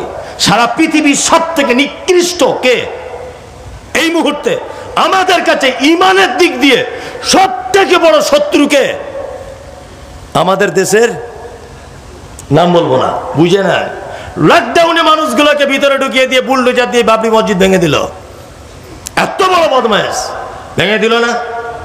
বলছে আগে রামের ওখানে মন্দির ছিল বলে ভেঙে দিল না? ভেঙে দিয়েছে। তারপর কি করেছে? সলমন রুশদি নাম শুনেছেন? মারাত্মক বদমাইশ লোক। তসলিমা নাসরিন মারাত্মক একজন বিতর্কিত বদমাইশা মহিলা। এই যে নুপুর শর্মা বদমাইশ একজন মহিলা। বলুন তো এদেরকে খেতে দেয় কে? কে খেতে দেয়? বলুন কে খেতে দেয়? আল্লাহ। পৃথিবীতে যারা মসজিদ ভাঙে, যারা মাদ্রাসা ভাঙে, যারা ইমানের শত্রু, তাদেরকে আল্লাহ রুজি দেয়। আর ও বলছে এই সাদা কাপড় পরে এসেছে বেরোন থেকে। আল্লাহ যারা মসজিদ ভাঙে তাদেরকে আল্লাহ তার রুজি থেকে বঞ্চিত করে না। আর ও একটা হাতে 10,000 টাকার মোবাইল নিয়ে ভিক্ষা করতে এসেছে, তুমি তাকে তাড়িয়ে দিচ্ছ। তোমার বিবেকের আক্কেল বলে কিছু আছে? আল্লাহ যদি একটা বদমাইশ চোর গুন্ডাকে খেতে দেয়, সে যদি তার লোকমা থেকে যদি ফেরত না দেয়, তুমি কেন তাকে ফেরত দিতে গেলে? এরকম করি কি করি না? করি কি করি না? দান মারাত্মক ইম্পর্টেন্ট একটি বিষয়, যে বিষয়ের সঙ্গে জান্নাত জড়িত রয়েছে। জান্নাত কি জড়িত রয়েছে? আল্লাহ নবী সাল্লাল্লাহু আলাইহি ওয়াসাল্লাম তিনি বলেছেন দান হচ্ছে দলিল। একটা মানুষ জান্নাতের দরজায় দাঁড়াবে, দাঁড়ানোর পরে বলবে তোমার দলিল কি? দলিল কি? নামাজ পড়েছে দলিল হবে না, যাকাত দিয়েছে দলিল নাই, হজ করেছে দলিল নাই। আল্লাহ নবী সাল্লাল্লাহু আলাইহি ওয়াসাল্লাম তিনি বলেছেন যে সাদকা অর্থাৎ দান, এইটা যদি সে পেশ করতে পারে অবশ্যই তার জন্য জান্নাতের মানে রক্ষী যারা দরওয়ান যারা, তারা তার জন্য দ্বার উন্মুক্ত করে দিবে, ও সেই দ্বার দিয়ে ঢুকে যা আল্লাহর জান্নাতের নিয়ামত ভোগ করবে ইনশাআল্লাহ।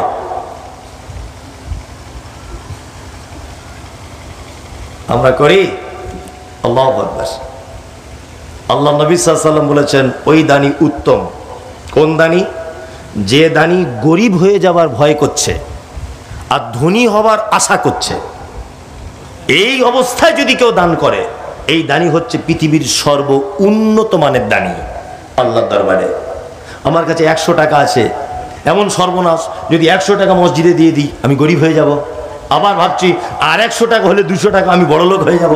এই রকম যারা পরিস্থিতিতে আছে, এই রকম যারা অবস্থাতে আছে, এই রকম অবস্থাতে যারা আল্লাহ রাস্তায় দান করে দেয়, আল্লাহ নবী সাল্লাল্লাহু আলাইহি ওয়াসাল্লাম বলছেন এ হচ্ছে সর্ব উত্তম দানি। আল্লাহু আকবার, আল্লাহু আকবার। আল্লাহ তুমি আমাদের মালে বরকত দাও, আর যারা দান করছি তুমি আমাদের দানগুলোকে গ্রহণ করে নাও, আমিন। আল্লাহ সুবহানাহু ওয়া তাআলা তারপরে বলছেন, আল্লাযীনা ইউমিনুনা বিমা উনজিলা ইলাইকা ওয়া মা উনজিলা মিন ক্বাবলিক ওয়া বিল আখিরাতি হুম ইউকিনুন। যারা ঈমান রাখে যেটা নাজিল করেছি অর্থাৎ আল কোরআন এবং এর আগেও যে কিতাবগুলি এসেছে তাদের উপরে যারা ঈমান রাখে, আল্লাহ সুবহানাহু ওয়া তাআলা বলছেন, এবং যারা আখিরাতের উপরে ঈমান রাখে, উলাইকা আলা হুদাম মির রাব্বিহিম, এরাই হচ্ছে তার রবের অনুগ্রহে হেদায়েতের উপরে, উলাইকা হুমুল মুফলিহুন, আর এরাই হচ্ছে পৃথিবী এবং আখিরাতে সফল কাম। সফল কাম কারা? হ্যাঁ, যারা গায়েবের প্রতি ঈমান রাখে। 2, যারা সালাত আদায় করে। 3, যারা দান করে। 4, যারা কোরআনের উপরে বিশ্বাস করে। 5, আগে যে কিতাব এসেছে তাদের উপরে বিশ্বাস করে।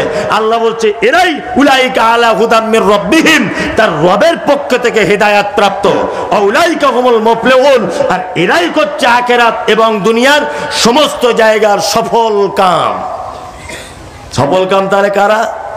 যারা এই বিষয়ের উপরে কে ঈমান রাখবে। সফল কামের ব্যাপারে একটার ভিতরে রয়েছে ইনফিকুল। সফল কাম হতে গেলে দান করা লাগবে। আচ্ছা, এখানে যারা বসে আছেন, আল্লাহর নবীকে কেউ সচক্ষে দেখেছেন? দেখেননি? আমিও মমতাজুল। যদি বলছেন এসব বাচ্চা ছেলের মতো প্রশ্ন আপনি এমন করছেন না, এগুলো সবাই জানে তাও করছেন, কি অনেক লোক জানে না। তার একটা দৃষ্টান্ত বলবো, দৃষ্টান্ত বলি। বাংলাদেশের সোশ্যাল মিডিয়াতে সাংবাদিকরা একজন মহিলাকে জিজ্ঞাসা করছে, এই নবীজির নাম কি? বলছে শেখ হাসিনা। বলছে নবীজির নাম কি? শেখ হাসিনা। তা ওর বরকে জিজ্ঞেস করছে। মেয়েটা যখন বলতে পারলো না, ওর বরকে যখন জিজ্ঞেস করছে, এই নবীজির নাম কি? শেখ মুজিবর। মানে হাসিনার বাপের নামটা বলছে শেখ মুজিবর। তার মানে এটা এখনো জিজ্ঞাসা করার প্রয়োজন আছে না নেই? আছে। অনেক মানুষ এটা বোঝেই না, অনেক মানুষ বোঝে না। আশ্চর্য ব্যাপার। তাছাড়া বাংলাদেশের মতো অবস্থা হয়ে যাবে। আল্লাহু আকবার। যাই হোক, যে কথা বলছিলাম, তাহলে আমরা নবীজিকে কেউ দেখিনি। আচ্ছা, কিয়ামতের মাঠে যেন একটু নবীর সাথে দেখা হয়, এই আশা আছে সবার? আছে না? সাংঘাতিক ব্যাপার। নবীর সঙ্গে দেখা করবেন আপনি, কি জাতা ব্যাপার? হ্যাঁ, জাতা ব্যাপার নয়। এইখানে যত লোক বসে আছেন, এই মমতাজুল ইসলাম হাদিস দিয়ে আপনাকে বলবো, এইখানে যত লোক আছেন আপাতত, এর ভিতরে আল্লাহ নবীর সঙ্গে কার প্রথম দেখা হবে, বুখারী একটা হাদিস আপনাকে বলে দিই। হাদিস বর্ণনা করছেন কে? না আম্মা জান আয়েশা সিদ্দিকা রাদিয়াল্লাহু তাআলা আনহা। আয়েশা মানে, আয়েশাকে বলা হয় হুমাইরা, লাল বর্ণের পরিষ্কার। আয়েশাকে বলা হয় মুহাদ্দিসা। আয়েশাকে বলা হয় কি না, আয়েশা আল্লাহ নবী সাল্লাল্লাহু আলাইহি ওয়াসাল্লাম বিবাহ হওয়ার আগে দুইবার নবীজিকে স্বপ্নের মাধ্যমে দেখানো হয়েছে। আয়েশা কে না, যিনি এমন একজন বিরল মহিলা যে জীবনে 11,000 মহিলাকে যিনি কোরআনের শিক্ষা দান করেছেন। আল্লাহু আকবার। আল্লাহর নবী সব বিধবাদেরকে বিবাহ করেছেন, একজন কুমারীকে বিবাহ করেছেন, তার নাম আয়েশা। আয়েশা মানে কে?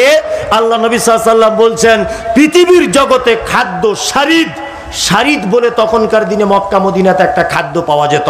শারিদ খাদ্য কাকে বলে না, গোস্তের ঝোলে রুটি টুকরো টুকরো করে কিছুক্ষণ ভিজিয়ে রাখার পরে ওইটা চামচে করে তুলে তুলে খাওয়া, এর নাম শারিদ। আল্লাহ নবী সাল্লাল্লাহু আলাইহি ওয়াসাল্লাম বলেছেন, শারিদ নামক খাদ্যর যে মর্যাদা, বর্তমান যুগের নারীদের আর আয়েশার মর্যাদার ডিফারেন্স অতটা, যেমন অন্য খাদ্য আর শারিদের ভিতরে মর্যাদা। আল্লাহু আকবার। আয়েশা হাদিস বর্ণনা করছেন, তিনি বলছেন যে আল্লাহ নবীকে একদা জিজ্ঞাসা করে বললাম, আল্লাহ নবী, কিয়ামতের মাঠে সর্বপ্রথম আপনার সঙ্গে কার দেখা হবে? বিশ্ব নবী বলছেন, আয়েশা, যার হাত লম্বা তার সাথে আগে দেখা হবে। তা আয়েশা ব্যাপারটা বুঝতে পারলেন না। অল্প বয়সের মেয়ে একটা লাঠি নিয়ে আল্লাহ নবীর অন্যান্য বিবি হাতগুলো মাপছেন, দেখা গেল সাওদার হাত লম্বা হয়ে গেল। আল্লাহ নবীর কাছে আয়েশা দুঃখ কণ্ঠে এসে বলছেন, আল্লাহ নবী, তাহলে আপনার সঙ্গে আমার মনে হয় দেখা হবে না। বিশ্ব নবী বলছেন, আয়েশা, ওই রকম হাত লম্বা নয়, যারা দানের ব্যাপারে প্রতিযোগিতা করে হাত লম্বা করে দেয়। আমি নবী বলছি, কিয়ামতের দিনের সাথে প্রথমে দেখা করব। নবী বলছেন তার সঙ্গে প্রথমে দেখা করব। রাত্রি এখন 1:30 বাজে, অনেক রাত। আমাকে তুলেছে 11:30টায়। মানুষের তো একটা ধৈর্য সহ্য, এটার তো একটা ব্যাপার থাকে কি থাকে না? থাকে।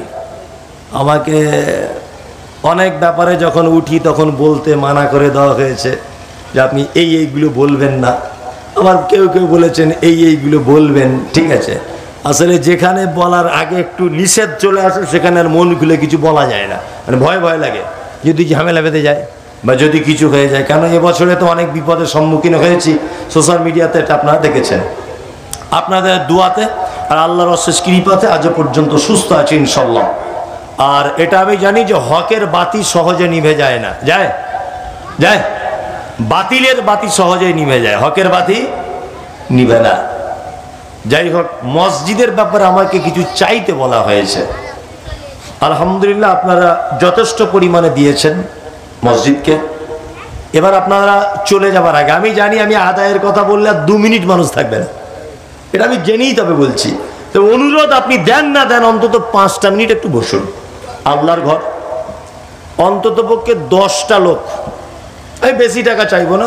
আপনি বলুন যে আমি 2000 টাকা করে দেবো মসজিদে, 5-10 হাজার চাইবো না, 2000 টাকা করে 10টা লোক আমি মসজিদে আল্লাহর ঘরে দেবো। একটা লোক একটু হাত তুলুন। আমি জানি হাফেজ নজরুল সাহেব সব নিয়ে নিয়েছে। আমি বেশি, আবার এমনও লোক থাকে যে মমতাজুল সাহেবকে দেবো, এরকমও লোক থাকে কি থাকে না? 2 কোয়ালিটির লোক আছে। ওই জন্য আপনাকে আমি 5000 বলিনি, আমি হয়তো ভুল করে 2000 বললাম। আপনার দেওয়ার ক্ষমতা 10,000 হলে আপনি 10,000 টাকাই দেন। একটা লোক অন্তত হাতটা তুলুন, মেহেরবানি করুন, মেহেরবানি করুন একটু। এটা আল্লাহর ঘর, একটু মেহেরবানি করুন প্লিজ। কেউ আছেন? আসলে একই জমিতে তো বারবার চাষ দেওয়া ঠিক নয়। হ্যাঁ, লোটার মারবো? আমার তো লোটারের ফাল খারাপ। মাশাআল্লাহ মাশাআল্লাহ, লোটার মারতে হবে। আচ্ছা, মাশাআল্লাহ। নাম নবাব শরীফ, এর নাম দিয়েছেন 5000 টাকা। আল্লাহুম্মা সাল্লি আলাইহি আল্লাহুম্মা বারিক আলাইহি। লালু দিয়েছেন 2000 টাকা। আল্লাহুম্মা সাল্লি আলাইহি আল্লাহুম্মা বারিক আলাইহি। ডাক্তার মোরজেম, উনি দিচ্ছেন 5000 টাকা। আল্লাহুম্মা সাল্লি আলাইহি আল্লাহুম্মা বারিক আলাইহি। এটা কি? মোজাম শেখ, বাহুড়া, উনি দিচ্ছেন 12000 টাকা। আল্লাহুম্মা সাল্লি আলাইহি আল্লাহুম্মা বারিক আলাইহি। মুসিরুল ইসলাম, উনি দিচ্ছেন 5000 টাকা। আল্লাহু আকবার, আল্লাহু আকবার। যারা এই দানগুলি করছে, আল্লাহ তুমি এই দানগুলিকে কবুল করে নাও, আমিন। যারা, জি বলুন। চলে যান না, মজলিস ভাঙার দুয়াটা অন্তত বলে যান। চলে যান, আপনি, অসুবিধা নেই, কিন্তু আপনি মজলিস ভাঙার দুয়াটা বলে যাবেন। আল্লাহ রসুলের হাদিস হচ্ছে এই, রাসূলুল্লাহ বলছেন যে তোমাদের আমলগুলি কি গালা দিয়ে আটকে দেওয়া হবে। অনেক সময় সরকারি কোনো মাল এলে দেখবেন গালা দিয়ে সিল করা থাকে, থাকে না? আল্লাহ রসুল বলছেন এতক্ষণ তোমরা যে নেকিগুলো অর্জন করেছো, শেষ মজলিস ভাঙা দুয়াটা বলে যদি যেতে পারো, তাহলে এই নেকিটা গালা দিয়ে আটকে দেওয়া হবে, নষ্ট করে দেওয়া হবে না। অন্তত পক্ষে যাবো না আমরা কেউ? 5-10 মিনিট, যদি 15 মিনিট আমি একটু দাঁড়িয়ে চাই, আল্লাহর রাস্তায় বসুন। আপনার বসে থাকাটা একটা উপকার। সাইদাপুর থেকে 5,000 টাকা দিয়েছে, আবার 10,000 টাকা দিল। মাশাআল্লাহ। সাইদাপুর থেকে একজন 5,000 দিয়েছিলেন, আবার 10,000। কে লোকটা? ঝাঁটু শেখ, দুঃখ শেখ। ঝাঁটু শেখ, ভালো নাম কি? ওটাই ভালো, ঝাঁটু শেখ। মাশাআল্লাহ। আল্লাহ কিয়ামতের দিনে পড়তে মানুষের নাম ধরে ডাকবে। ভাই যদি থাকেন তাহলে আকিকা দিয়ে নাম চেঞ্জ করে দেন। আপনি অন্তত মানুষ যা বলে ডাকে ডাকে আল্লাহর দরবারে নামটা ভালো করে রাখুন। রাগ করিয়েন না, এটা আপনাকে ভালোবেসে বললাম। যাদেরই নাম খারাপ নাম আছে তাদেরই নাম পরিবর্তন করে দেন, আকিকা দিয়ে দেন, দিয়ে নাম পরিবর্তন করুন। একাধিক হাদিস থেকে প্রমাণ পাওয়া যায় যে আল্লাহ রসুল অনেক বয়স্ক সাহাবীদের নাম পর্যন্ত পরিবর্তন করতেন আকিকা দিয়ে, বুঝলেন তো? সন্তানদের নাম রাখার আগে একটু অবশ্যই চিন্তা ভাবনা করে রাখবেন, ইনশাল্লাহ। অবশ্যই আমাদের মতো লোক, আমাকে বাদ দিয়ে, আমি তো বড় মৌলভী সাহেব কিছু নয়, আমাকে বাদ দিয়ে যারা আরো বড় বড় আলেম আছে তাদেরকে একটু ফোন করে জানবেন, প্রয়োজনে আপনাদের ইমাম সাহেবের কাছেও জানবেন। আমি 2,000 করে টাকা চেয়েছিলাম, আপনি একজনও কেউ বলতে পারেননি, খুব আফসোস। এটা আমার জীবনের রেকর্ড যে আজকে এখানে 2,000 টাকার কেউ বললো না। দেখ, এটা আবার অন্য জায়গায় গল্প করবো, বক্তাদের তো স্বভাব খারাপ। দেখুন, আপনি মান সম্মান যদি টিকাতে চান, অন্তত 2,000 টাকা 5 মাস পরে দিবেন, তাও বলে হাতটা তুলে দেন যে আমি দেবো, মান সম্মানটা রাখলাম। কেউ আছেন ভাই, মেহরবানি করবেন? আমি আমার জন্য চাইনি, কিন্তু আপনার গ্রামের মসজিদ হবে সেই জন্য চাইছি। আরে অন্তত আপনি 1,000 টাকাও নিয়ত করুন যে আমি 1,000 টাকাও দিব।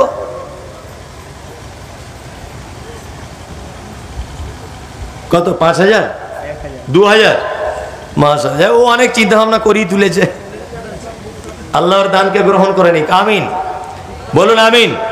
আল্লাহুম্মা সাল্লি আলাইহি আল্লাহুম্মা বারিক আলাইহি। ভাইয়ার কেউ আছেন, একটু মেহরবানি করবেন? একটা লোক হাত তুলুন যে 2,000 টাকা দিব, আমি 2-4 মাস পরে দিব বা কিছু পরে বললে আর এক সমস্যা। কমিটির লোকের জুতো ছিঁড়ে যায়, চেয়েছে দিতে চায় না, এরকম লোক আছে না নেই? কমিটির লোকের জুতো ছিঁড়ে যাবে, চেয়েছে। আল্লাহু আকবার। আর ও তখন বিরক্ত হয়ে বলে, আরে দাঁড়াও, দিচ্ছি, দিব, অত তাড়া কিসের? বলে কি বলে না? আবার ধারে দান চাওয়া মুশকিল।